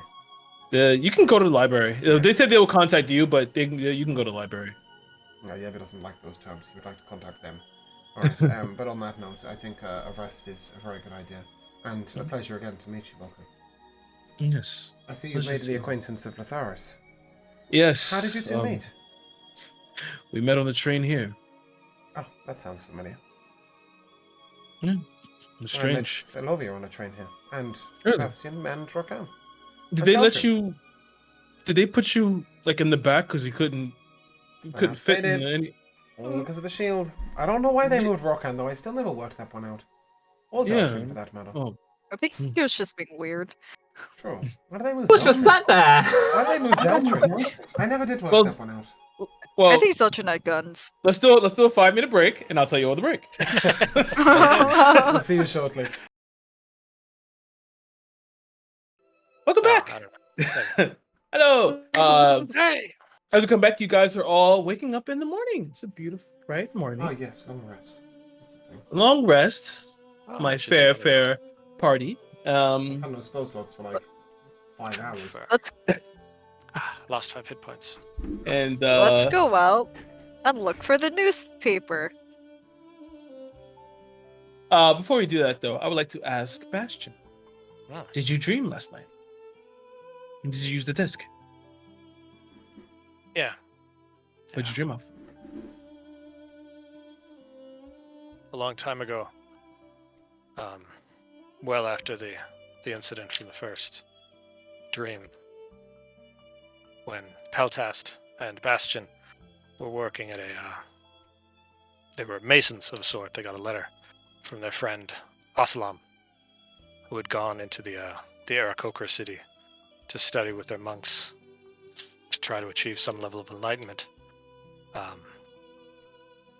They received a letter from the monks she was studying with that she had awoken from her recharge cycle screaming. That after a full day, she was still screaming. And Warforged being what they are, not needing to take a breath, it's been one constant tone. And so the dream itself is of Bastion and Peltast arriving at this monastery. And Asalam, their commander, she was the commander of the 41st Mechanical Unit Brigade, is just staring at the sky, screaming one long, continuous note before she just collapses of exhaustion, having not recharged for several days. Just screamed for 6 days straight, and then fell dead to the ground. Well, fuck me, that's cheerful. Good morning. As you wake and you just remove the disc, did you record this one? Yeah. And yeah, so there was some backstory and stuff, but the dream was just of him and Peltast like running and then seeing Asalam scream and fall. As you pull the disc from you, just get the urge. As you look toward the disc and begin to remember the dream, give me a charisma saving throw. Ooh, I'm not good at those. I rolled good though. 18. 18. You stare at it and at first you hear this continuous tone. You can hear something as if something that was trying to break through to you. You snap back out of it. You look at yourself and then you... Where did you sleep last night? Or where did you recharge at? If there's just like a common room, like a living room, Mhm. he'll just stand in the corner as he regenerates, so that he can see the front door and he can see like the door in from the garage, so that he can still stand like as a sentry. So, as you wake up, you found yourself in a different position than what you went down to that low powered state from. You can see as you're standing up, your eyes focus.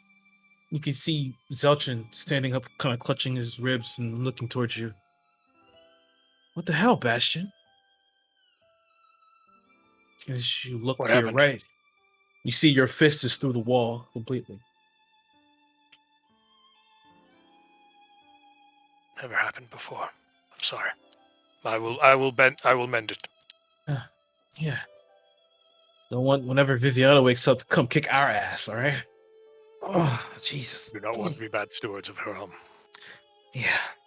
He walks by and like kind of pats you on the shoulder. Ow. And then How are you walks feeling? Actually, I'm not too bad. A little, little weird. I had two elvish men, from what I heard, see me half naked. So I don't know how I'm supposed to feel about that. They may call things into question. Who knows? We'll get to that. We'll cross that bridge when we come to it. But other than that, I feel okay. Ooh. That was good. I've seen soldiers recover from worse. I believe you'll be fine. Good. That's encouraging. Okay. I'm gonna go in the kitchen and see. Well, I can't really cook. I guess I'll just wait. And he goes and walks in. Goes into the kitchen and sits down. You hear like the chair just like across the floor, and he just kind of sits there. You can, if you like turn around, you can see his feet just kind of sprawled out. Alovia. Oh, I'm going to turn to Go ahead. Phalanx and just kind of be like, Phalanx, what did I do? What happened? Phalanx, and it can't speak. It can understand me, but it can't speak. But sorry, I just had this image of Phalanx just replicating it as a demonstration. for sketching, make storyboards. I mean, like, literally just walks up to the wall and just like shrugs, like what the fuck? You punch the wall. Yeah. And after Phalanx kind of gives me no useful information, he just starts doing what he can to repair the wall. Maybe goes out to the garage, sees if there's anything he can do to help fix it. And he's learned and he's proficient with mason's tools. So depending on what the wall is made of, I might be able to patch it very well. Okay. You find the you find some stuff and some paint and some things in there that you can use to probably fix this wall. No. But Alovia, where did you sleep last night? Did you sleep last night? I would assume. Well, Ilovia's still extremely hesitant with Volcon because she is very ashamed of herself. Very embarrassed, but saying that, he's basically, taking her back into his arms. I would think that they had a very sweet and romantic evening. Just laying there cuddling, no words said, just a very comfortable silence until they fell asleep. Yeah. So doing the do is a bit too fast no problem. for rekindling this. I understand. That's why this is why you're setting the pace. So you just wake up, the rays of the sun kind of pokes your eyes as you flutter open and you see Volcon is already awake. He's like, it's been a while since you've actually just seen his bare back. He's just up and kind of looking outside and looking at everything. You see he's kind of marveling at this because he's never been really outside the village. Just, this is where you've been. Yeah. And he turns around and, why? Why'd you leave? I felt like I failed as the mother and a wife. I didn't think I could face you again. Nor could I ever face Calais. Even if she wasn't awake anymore. I felt like I didn't deserve to be in anyone's presence anymore. You sit there and talk. He sits next to you, puts his hand over yours. I know I should have led with this. There is another reason why I came to find you. Calais is alive. She's awake. But she's evil now. But she is missing. Sorry, can you repeat that? I was too busy laughing. She's got one red eye. On a dragon helm. She's alive, but she's missing. Shortly after you left, she awoke from a coma. Speaking about hearing some signal. speaking about some forgotten ones walking amongst us. God, she actually is evil now. Fuck you, Bastion. I never said that. But soon after she left, she disappeared. And she She's started. She's 7. She started She to draw just this. left. She started to draw this symbol. I don't know what this is. She hands it to you. You see it's a circle with a triangle. It's upside down. I don't know what this means. Have you seen this before?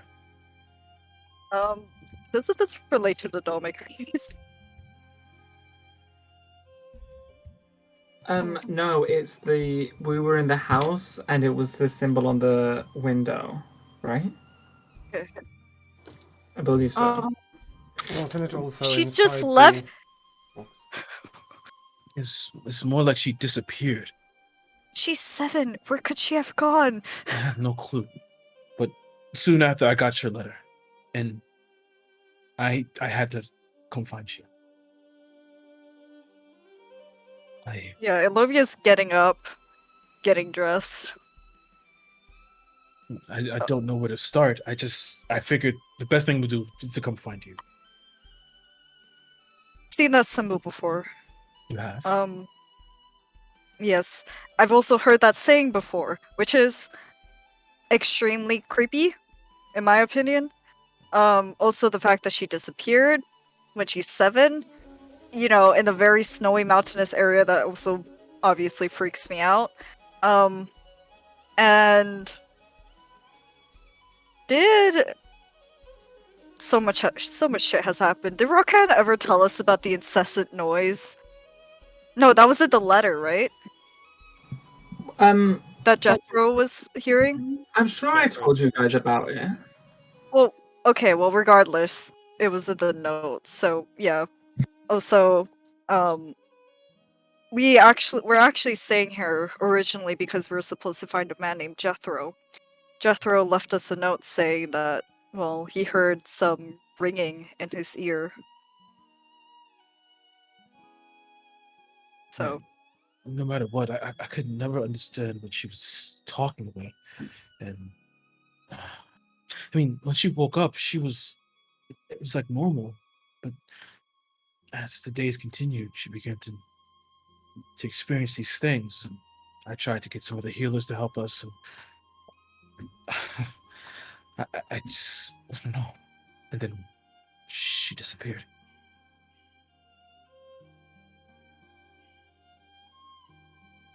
I trust that you searched all of the surrounding area. Of course. The entire village.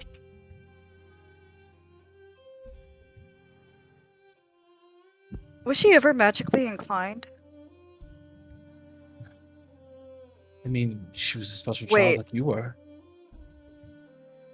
Well, I wasn't born with magic. I was just born with potential, I mean, whatever that means. I understand, but I love you. Were always special. Oh, thank you. But I'm No gonna problem, babe. pull out the notebook. I'm gonna pull out the contract. Uh-huh. Does the contract ever say anything about granting maybe a smaller person? Well, probably the average sized human, baby Goliath size human power? No, it says nothing about that. Nothing like that at all.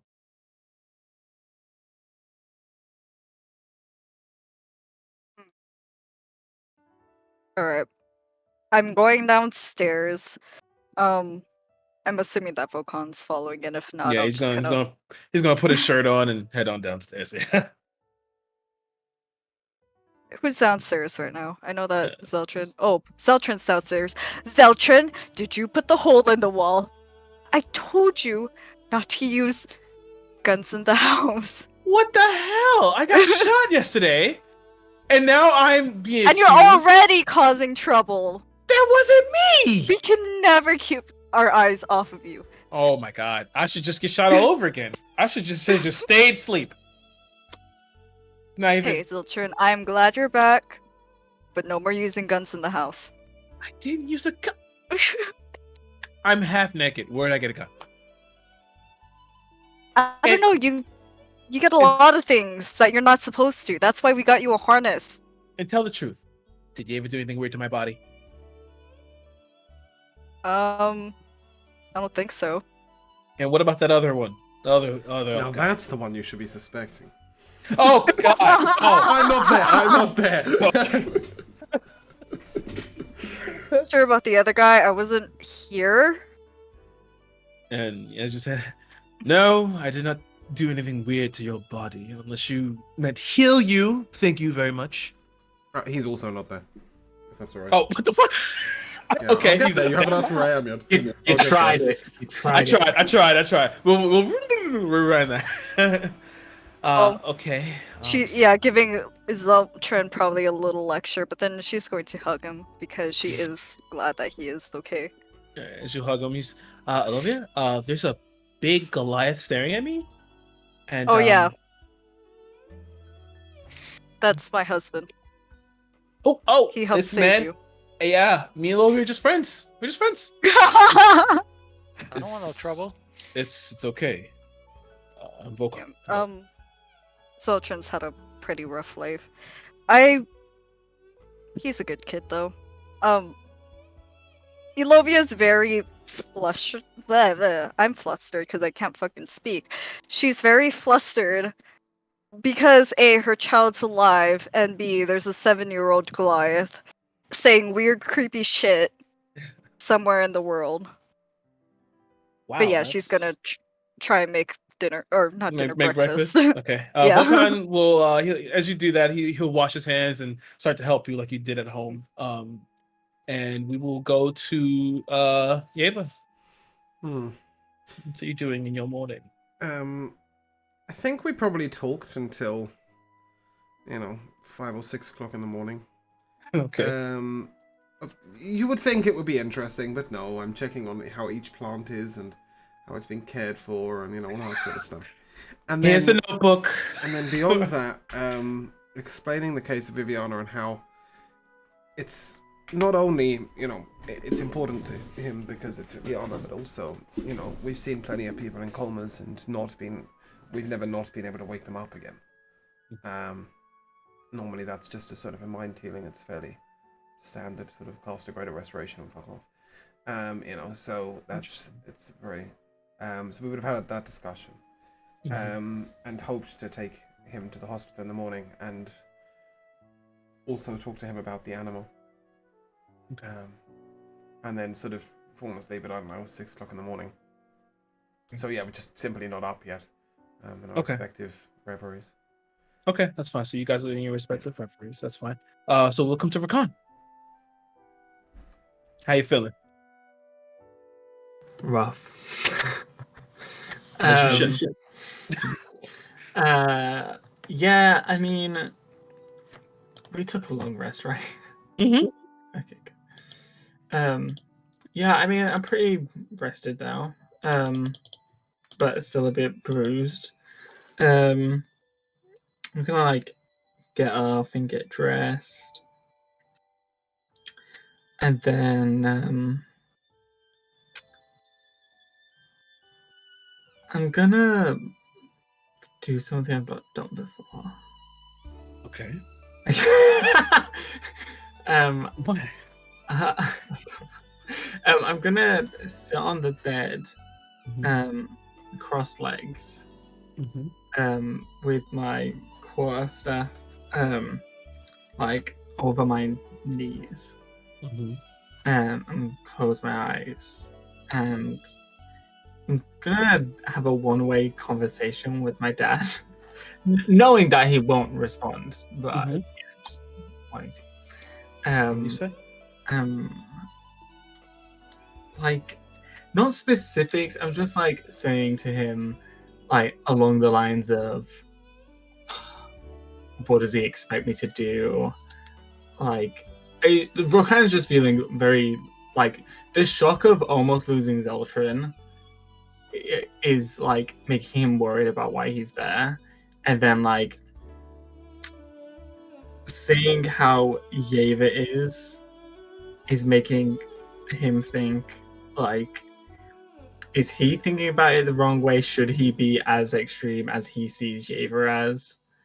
And yeah, we're kind of just very much questioning things. As you sit there, begin to just have this conversation, just mull over and think it over. You feel like this hot breeze just blow past your face, and as like the window's like slightly cracked, and the breeze blows against your face as you see these two birds land on the windowsill. They peck twice before they look at each other, then float off. I will walk over to the window and open the window. You open the window, something out there. Can I see where the birds went? Yep. So they're just flying off into a nondescript location. They're just flying. You get like, maybe you're not used to it because you're a human, but you get the feeling that most celestials, most gods speak to others in very odd, weird ways that some may not understand. But with this breeze, it was a very reassuring type of breeze, meant to maybe calm them slightly. Okay, I'm gonna walk out the bedroom and head downstairs, and as I walk from one end of the room to the other, I'm just like, thanks, Dad. You wonder why people don't pray anymore. And I head downstairs. Sounds about right. Mm-hmm. You head downstairs, you smell the breakfast cooking, you hear the popping of oil, I guess, I don't know. We'll head down. Yeah, and closely behind you, Yeva and Latharis. Hi, everyone is down here. Mm-hmm. I have some good news and some bad news. Good Oh, news great. is that my daughter, who I thought was dead for the past year, is actually alive. Oh, Bad news nice. is she's missing and she's only 7 years old. I don't think she can Shit. handle herself out in the world. Oh, Well, Lovia, that must be difficult. But it's good that she woke. She might be I don't want to say this, but she could be dead again. It's a dangerous place out there. you can't think like that. She almost died once. Our It could daughter is happen at any strong. time. I think Our daughter is strong. you have seen the line of writing her off as dead. If she's anything like you, she will not die easily. If you need the service of my blade or phalanx, we are there for you. Thank you very much, Bash. Where would you look, Lovia? It's the thing, I have no clue. Volkan said that he looked all around the village. No sign of her. If we don't know, maybe we should take a trip to Sebastian Larouche. Who? He's a charlatan. fortune teller. And I don't want to see him because I might have scammed him a few days ago. We could also ask the animal. We could I also think that's ask fair enough. the child. Yeah, okay, let's go to Sebastian. It's a very quick 180. A place where we can sending the way that Yeva contacted Latharis. Can we use that grumpy lady to allow Alovia to contact her child? They contacted a location. Latharis here is also capable of doing that. But Yeah. you need to know where.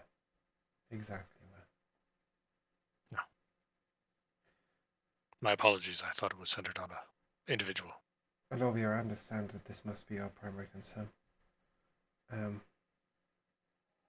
I was going to go by the hospital. Wait, oh, I'm sorry. For sending? Sending is an individual. Yeah, but you need to know where they are, right? Or at least you need to know them personally to send it to them.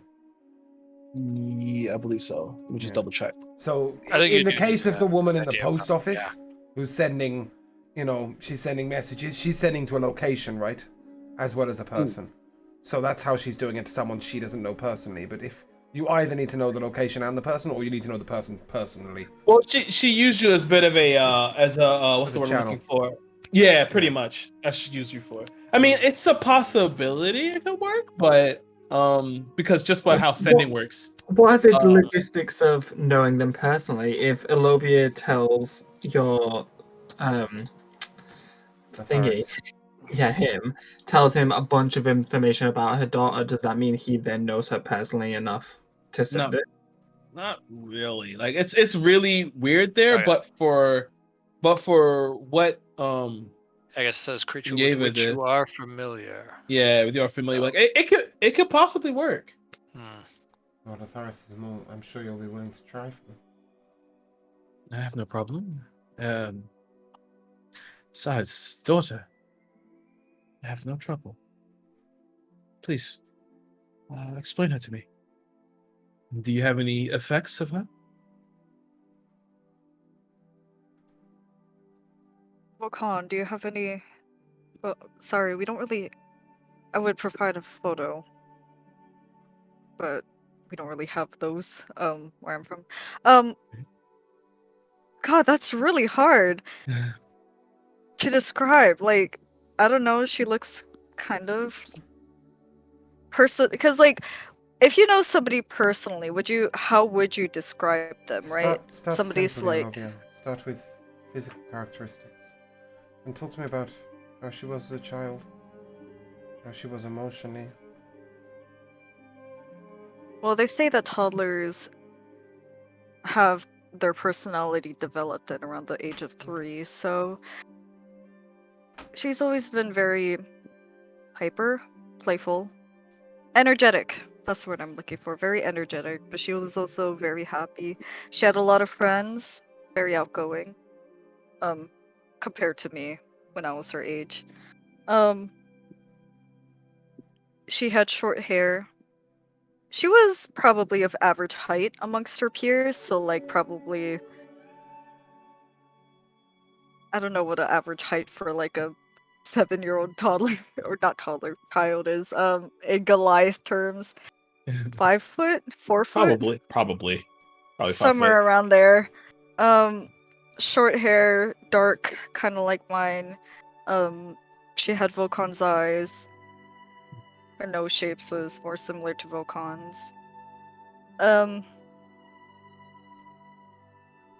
Is that all? Do you want more? No, And I her can. name. Malay. Got it. Okay, I will try. I'm going to roll here.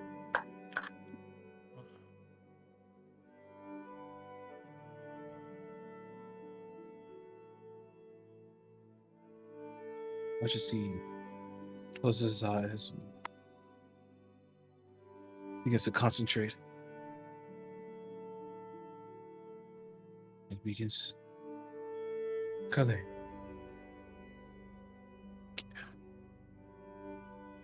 Oh! And he watches, he kind of like. His face kind of crunches. And he's. Oh. I'm not sure. What happened? I'm not sure if that was her, but something blocking me. I'm not sure exactly what that was. It was a terrible sound. We had this when we tried to contact Jethro. Another reason to bring Viviana back. She has strange ways of locating people. But, alas. Perhaps we might split our focus. Olovia, you wanted to speak to Sebastian LaRouche, correct? I mean, if that's my best option, I have no other choice. I'd like to perhaps ask a couple of questions of Zithas regarding your daughter and the nature of her disappearance, and also that of the disappearance of Diana. I wonder, Rokan, if you might come with me. Sorry, out of character. Are you asking me to come with you to go to the Annabeth? No, just to speak to Zithas in the library. But he is of the animal.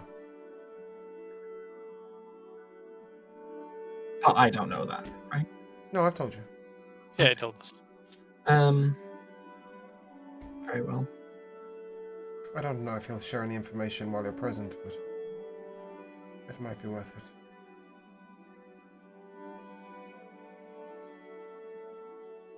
You I would know, like I that. suddenly feel like my purpose for seeing Sebastian has been ripped away from me. Ah. Hmm. God, everyone just wants Rakan to go with them. No, And well, we at the love end- you, we have an Rakan. orphanage too. I mean, if it's going to stop you from going to Sebastian, then I'd rather go with Olivia. Well, 'Cause I no, want like, you to go. No, didn't you want to see Sebastian? That's why. I did. That's why Lovia was like, okay, yeah, I'll go with you. Don't particularly remember why I did, but I did. So this is I you guys did. decide what you want to do. Bastion, what would you like to do? Bastion wouldn't mind visiting Solomon Lane. There are We so have- many names. Who is that? The Arcanotech. Oh, Ah, right, big right, right, wig. right, right. and together we might all have a look at this mansion and begin Oh. thinking about setting it up. Okay, team, ready, break. So okay, Rakan and Lovia is gonna go to Sebastian. I'm sorry, what Bastion? Yeah. Oh, I said hands in, 1, 2, 3, break. Oh yeah, break. Okay, so yeah, Rakan is going with Olovia. Volcano, of course, is gonna go to Olovia to see Sebastian. Yeva, you're gonna go to Sadas Mano Imano. With Lotharis. Okay, yeah, with Lotharis go with you. And I wonder if Zeltrin might go with you, Bastion. Just so that we don't have anyone alone. Agreed. Zelchin's like, where are we Are going you sure again? it's a- Don't Are worry you about sure it's a good idea to bring Zeltrin? What's You that know supposed to yeah, mean? bring him. I don't leave him. Don't leave him alone in the house. Again, I mean, I asked, what does Okay. that mean? First of all, when I said maybe you should bring Zeltrin the first time.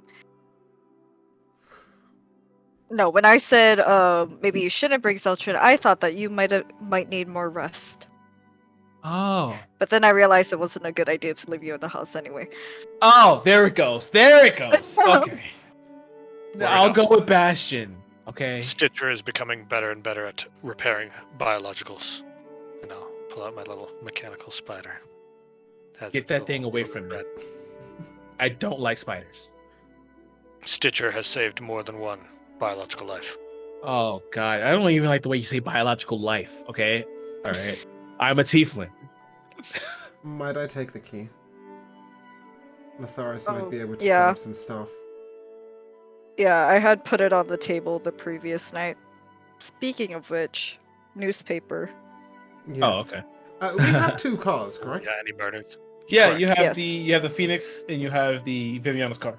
Okay. Mm. You I will li- gladly take the shit car. Okay. Because he's more likely to crash it.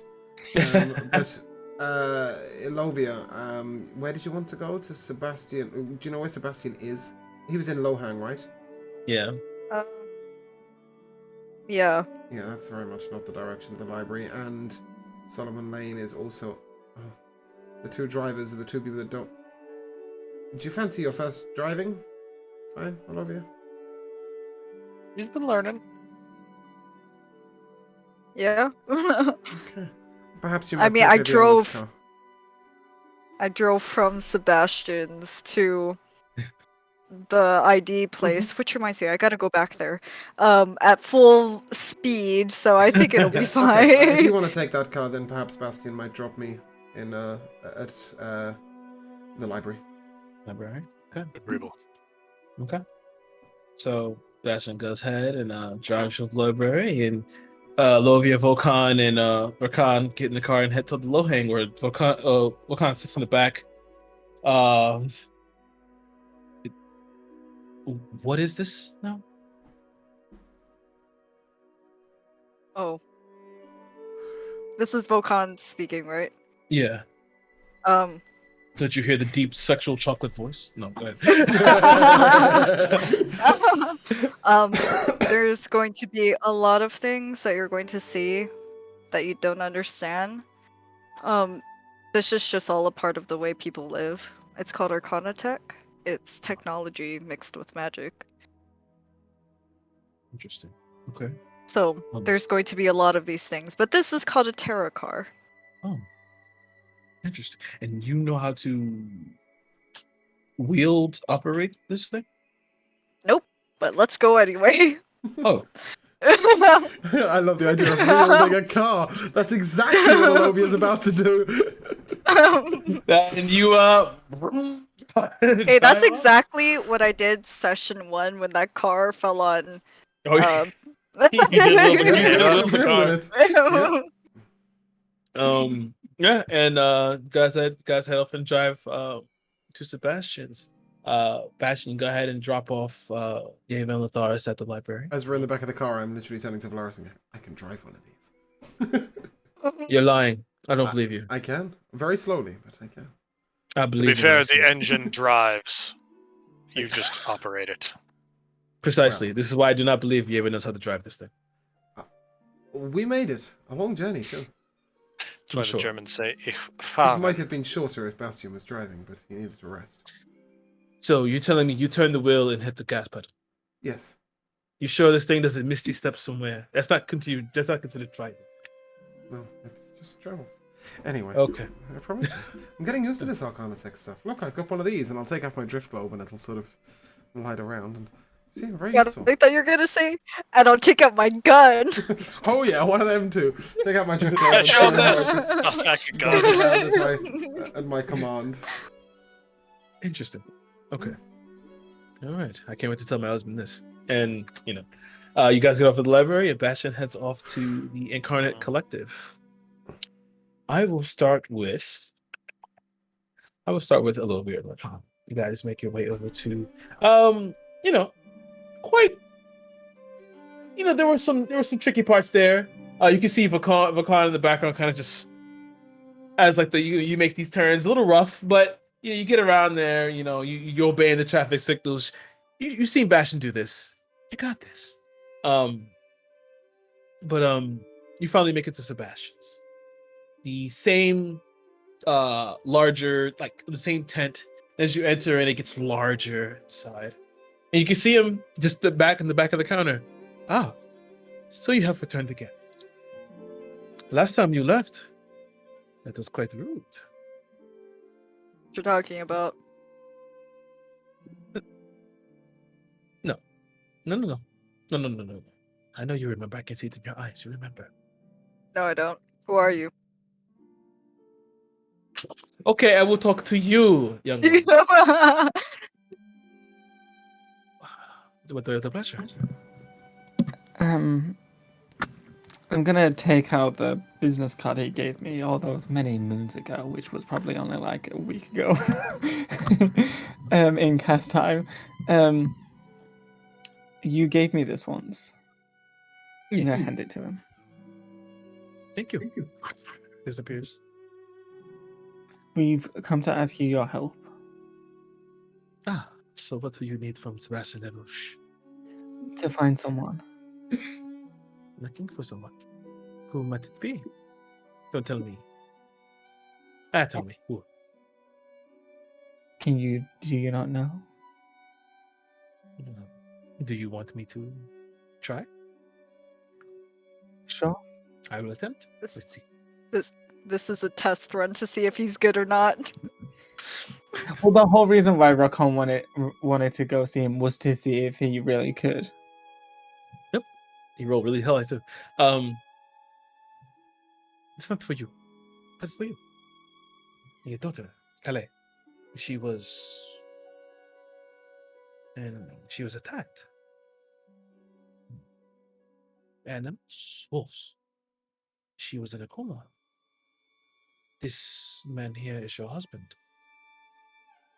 Volkan? And he watches Volkan. He's a sorcerer. Oh. It seems that she has awoken?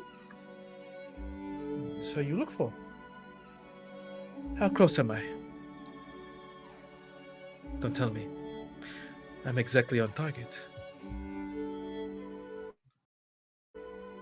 That's incredible. I know. Thank you. So where is she? That is a completely different matter. Let's see. So you watch as he kind of like he moves back, and as he does so, you see as the room kind of shifts with him, and then as it shifts, you see as yourself as like it's as if you saw him move but didn't see him move back, and then you see in front of him is this large basin of water. You see it forming ripples, but there's no wind in here. The ripples form and hit the edges. Let's see. Watch as he looks at it for a second. He pricks his finger, drops in a little drop of it. He has to fill out the water. And he says, please, one of you. And he hands his hand to either Olovia or Vakon. Please. Blood of your So I'll blood. give Yes. him. Yes.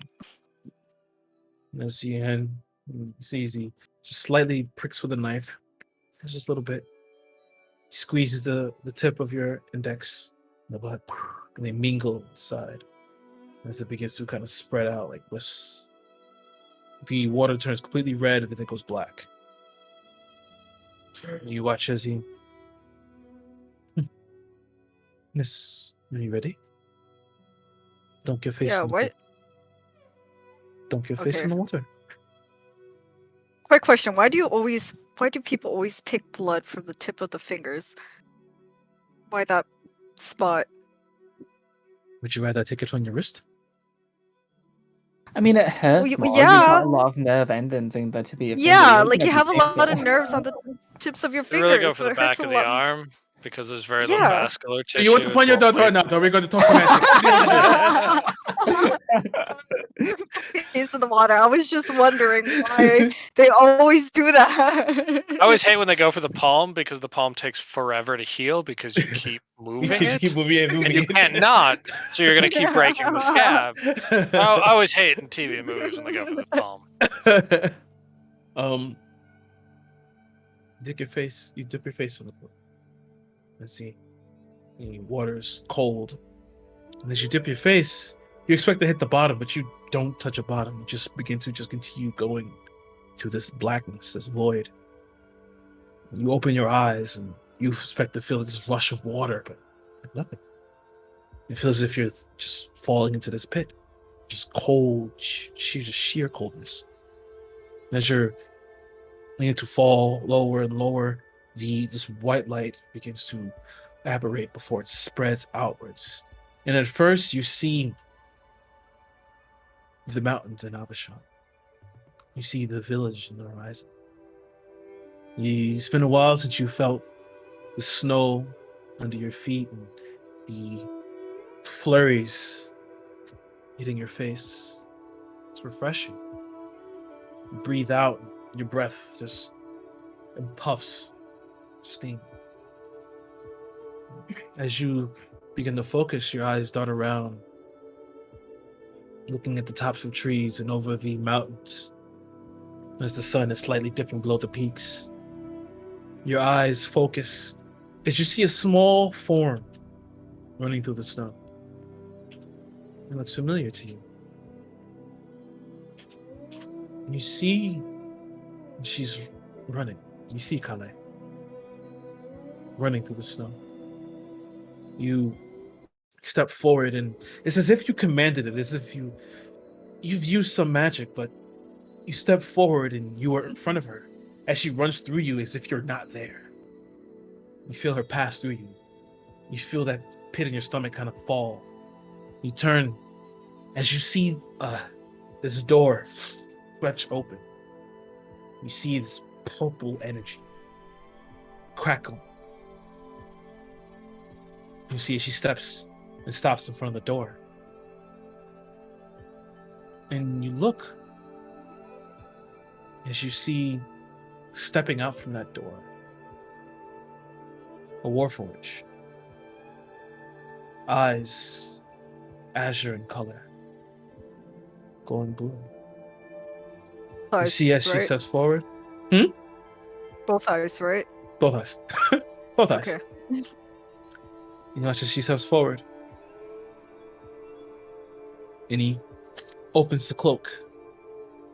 She steps in, and they both walk in the door as it closes. Suddenly you feel water fill your lungs as you're thrust back out, and your face wet and drenched as you swing back out, inhaling deeply. And Volkan, you feel him grab your shoulders. Lovia, are you okay? Did you see anything? Yeah, I did. Were there any descript features of the Warforged? Oh, you know who that is. That was words. Okay, so this better not be fucking revenge for us ransacking his room.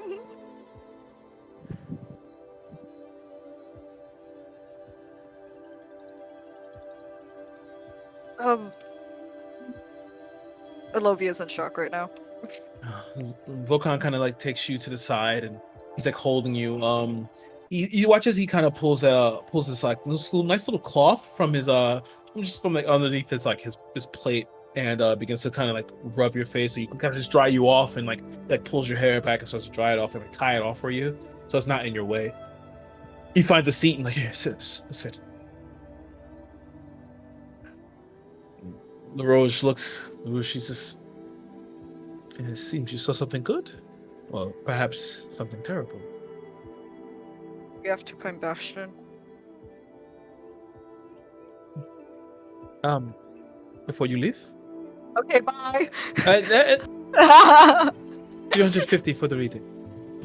Oh, fuck you. I don't say that out loud, by the way.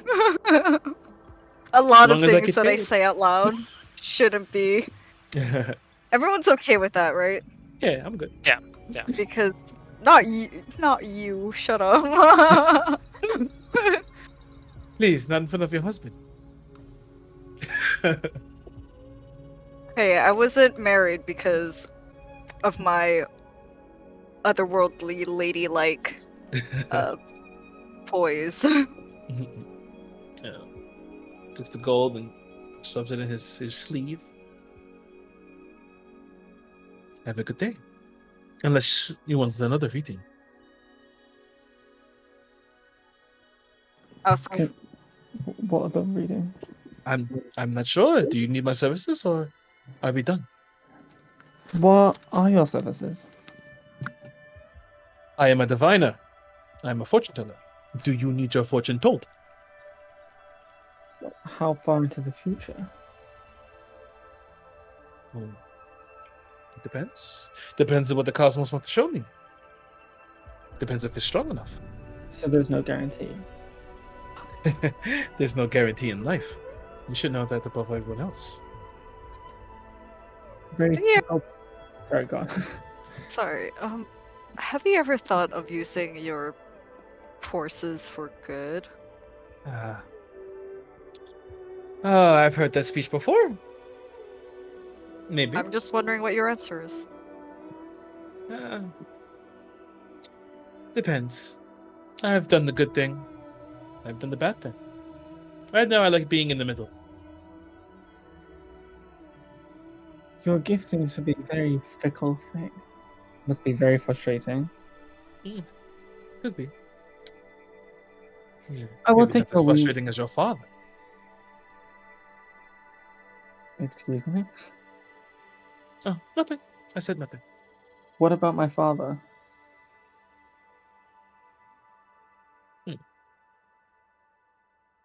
That's a conversation for another day. Please leave. I've had enough. No, tell me about my father. How are you gonna kick out customers In it? that can give you money? I've been paid. Yeah, I'll I'm pay you done. for this service. What about my dad? Sorry, that How was much not are Rakan like at all. It wasn't. How much are you willing to pay? How much do you want, magician? Give me a number, and I'll tell you if it's meets or it needs to go higher. I'm gonna like. gold. I'm gonna turn to Lovia. How much can we afford to spend? Okay, I'm gonna be honest, we don't have nearly as much money as Well, I mean, we haven't really done anything, but might want to try to save up. We have 7,200, by the way, and 19. So you tell him 19, so it evens out to a nice number.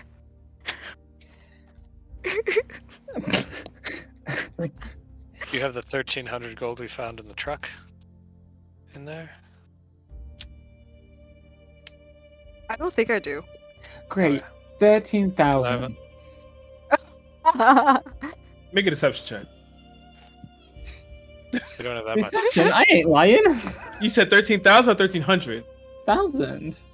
Wait. We found 1,300 in the truck. Oh, with the 1,300. Sorry. 4,500, Oh, yeah. 4,500 we recently 13. got. Oh, We should have just in excess of 8,000. Sorry, that was my bad. 1,300. 1,300. That's a suit of plate. Almost. You don't gamble with that. So 1,300? Yeah. Putting that up? Yeah.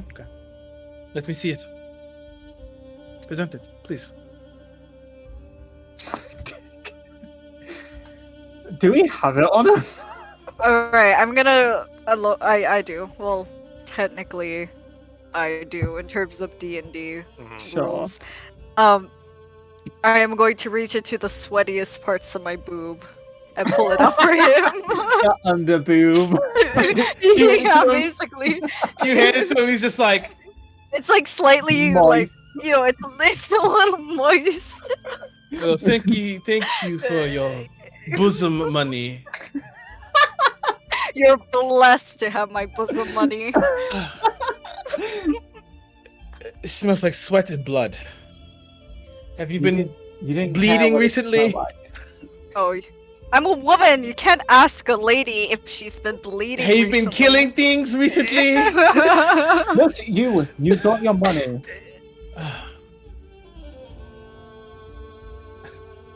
Well, your father, Plutarch. This isn't the first time he's done this experiment. And this isn't the first time. Well, I haven't spoken to Plutarch in quite a while. What do you mean experiment? Not really You've experiment. been in quite a while. But this isn't the first time he sent someone down here to evaluate. What I'm trying to say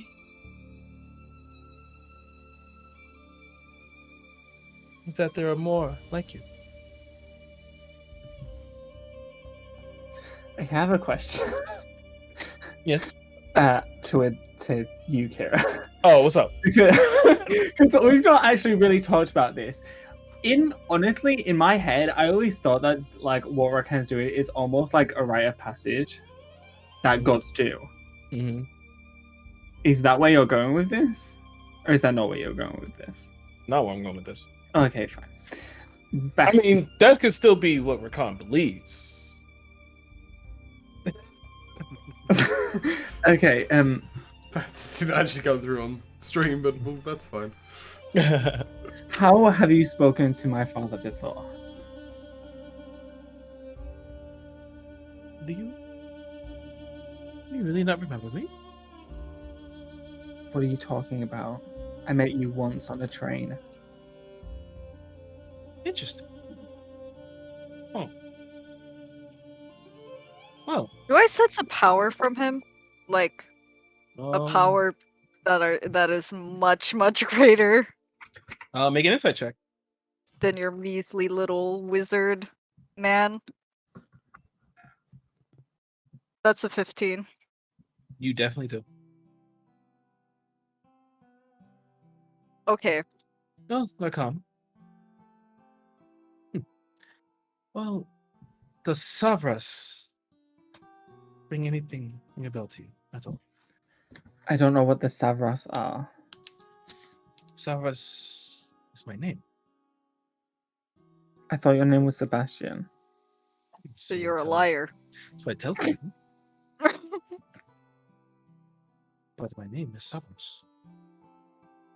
I'll leave you to mull that over. I grow tired of this conversation already.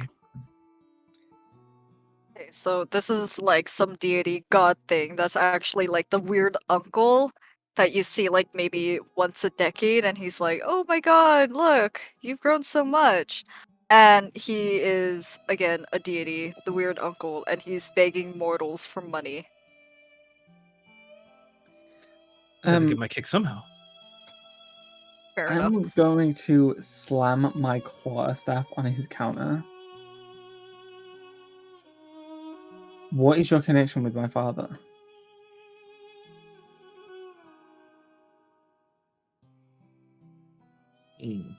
Maybe I'll tell you that later. No later, magician. Tell me. You're overstepping your bounds, Rakan. You got that temper just like your father.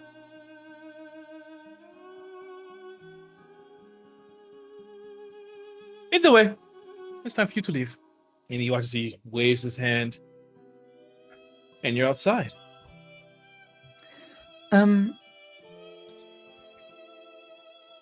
Why do you always cover your mouth? It's the funniest shit. Because I know what I want to do. I don't know if Rakan is really into destroying people's property.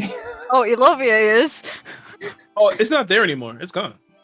Oh. The whole thing is gone. What the fuck? Ooh. Oh, real quick to the DM. Real quick, if I can do this, I want to go shopping for it. Would it be possible to embed my arcane focus, which is an orb, into my warhammer, thus making my warhammer magical and an arcane focus? Ruby of the War Mage is the common magical item that could cover that need. Yeah. I don't mind going to that. It'll be a pretty expensive kind of thing, but you can probably do that. I wouldn't mind you doing that. Again, all of our life savings combined. And on that note, we will switch to Bastion. Alright. As you've got out of the car, dropped off Yeva and Latharis, you made your way into the Incarnate Collective. You flash the badge, you flash the pin, and before you know it, you're back down into that familiar lab. As you see Solomon Lane behind his desk. You see is like he still has the his Triglass Spectre headset on. As he's looking, he's dealing with some form of weird Arcana Tech apparatus.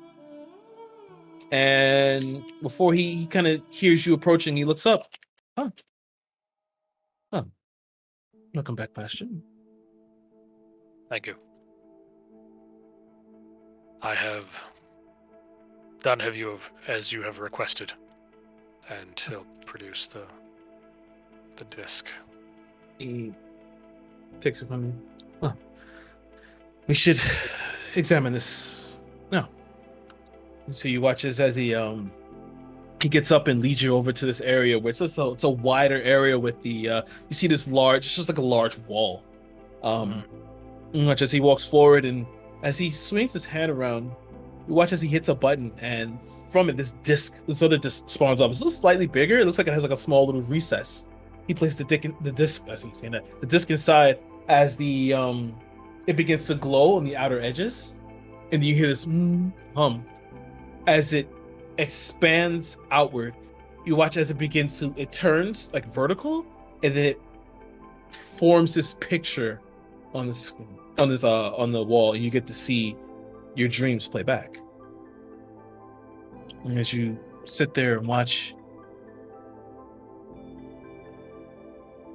I didn't know that the Warforged dreamed so vividly. They are memories.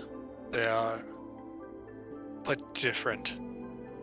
I don't know how you biologicals dream, but mine are like appended memories, altered memories, shortened memories, changed just a little bit. I tell you this, Bastion. It's not much different than ours. This is amazing. Bastion, give me a perception check. Oh, 21. 21, nice.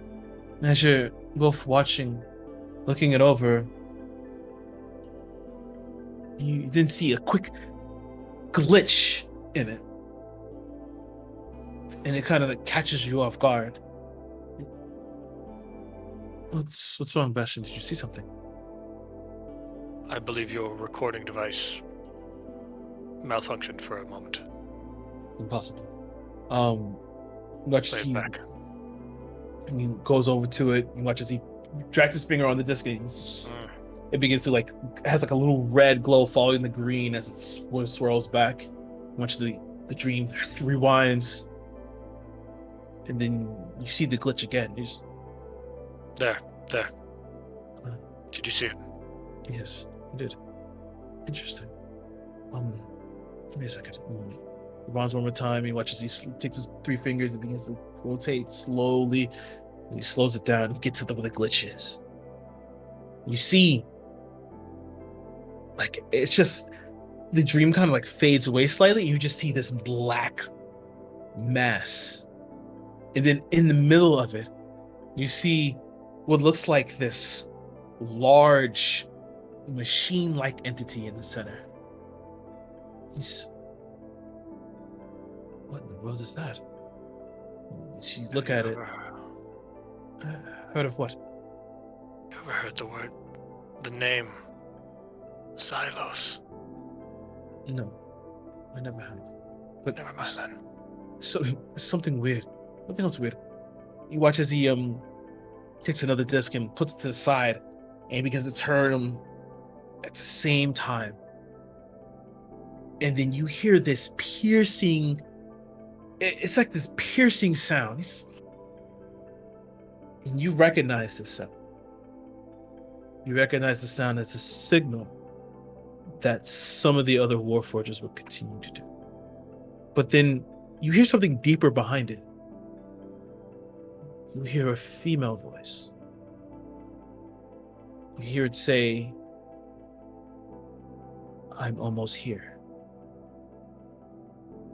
We all walk amongst you."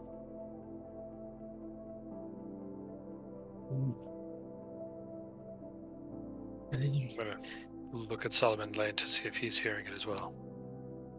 you can see in his face he's hearing it also. Okay. It's not my madness then. It's not just my madness then. Maybe this is Bastion. I'm going to ask you to do something that you probably won't want to do. I need you to bring a Warforged here from the Black Zone.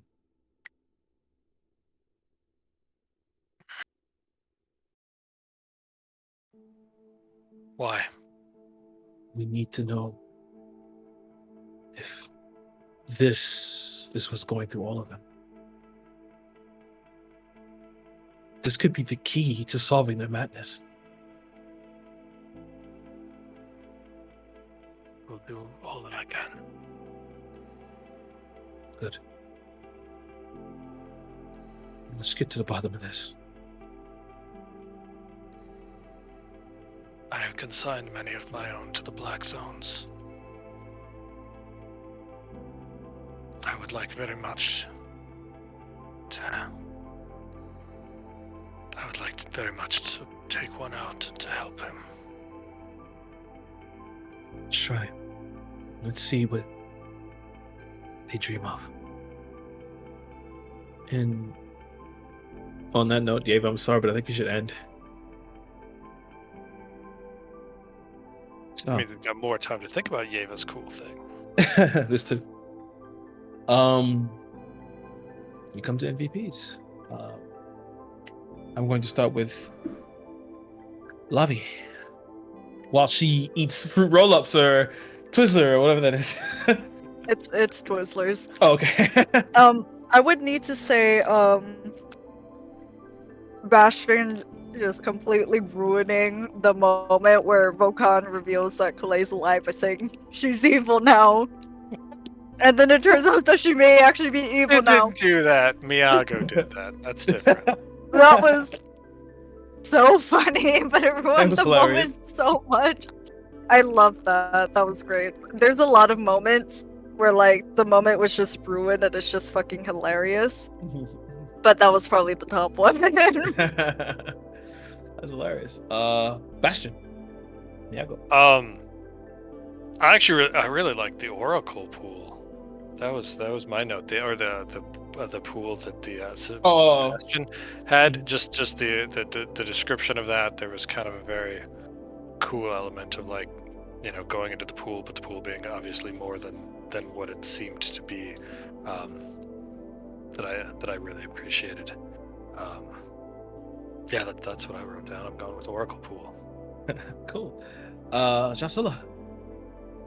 The Oracle pool was cool. It gave big Galadriel vibes from Lord of the Rings. Yeah. I mean, I don't think I'm quite excited for the existential crisis that is going to be Rakan in the next episode. Yeah, the boy is so special. I mean, gosh, is he going to be freaking the fuck out when we pick this back up? But yeah, I just think like there was a bunch of revelations this episode. So I think all of them were really good. Like, even though I think that argument discussion that happened between Rakan and Yeva was needed, I particularly like having it. And I'm a bit worried that I'm now making my way through the group, so I don't know if Alovia's next or Zeltron, but so yeah, just all of those. And last, James. Bastion's Dream. It was a big. Bastion's Dream was great. That was brilliant. The idea that the reveals from Sebastian LaRouge have been sitting there for 10 sessions and we just refuse to go near the fucker. That just amuses me from a DM standpoint of like, I'm really waiting to tell you you've got brothers. Would you please come and visit me for a seeing? How many more people can I cast mysteriously into the mist as a DM before they visit this fucker? You know, like it's just constant idea of him being around. And just, yeah, I mean, also just weirdly the portrayal of Latharis, which is in the nicest way possible, it is so fucking far away from what I had in mind. Oh, what did you have in mind for him? He's like a gay socialite. Oh, is he? Yeah, like he's all like talk philosophy and like loves going down the medical wing and that sort of stuff, but then like he's also got the deep respect for Yeva, so like yeah, whereas you played off as he's like the sort of the scolded child, and I was like, that's interesting. I mean, the man's 500, like he knows what he's doing. We just have a strange relationship, but yeah, I mean, I liked that. I wonder whether, when I was doing this, I wondered whether Lavi was having the same process with Volkan as like, how did she picture him and how did he come out? Yeah, is Volkan like that or? Honestly, I didn't really have like a strong, like. Because it's very hard, because, like, the way I pictured him, Kalei would need to be in the... Like, it was more of, like, a house husband, but now that Kalei is missing... Do you like Volkan? Yeah, I do. I guess the difference is that obviously I've developed Latharis as a character that I thought I would be playing. Yeah. So obviously I put quite a lot into like who he is because I thought I'd be playing Latharis. May still happen, FYI. Yeah, because I ain't getting any of these people to come with me to some dodgy ass Mystics Tower in the middle of nowhere. Yeah, it's choices. Well, I do quickly want to say that I'm very much looking forward to going to see Brilliance again.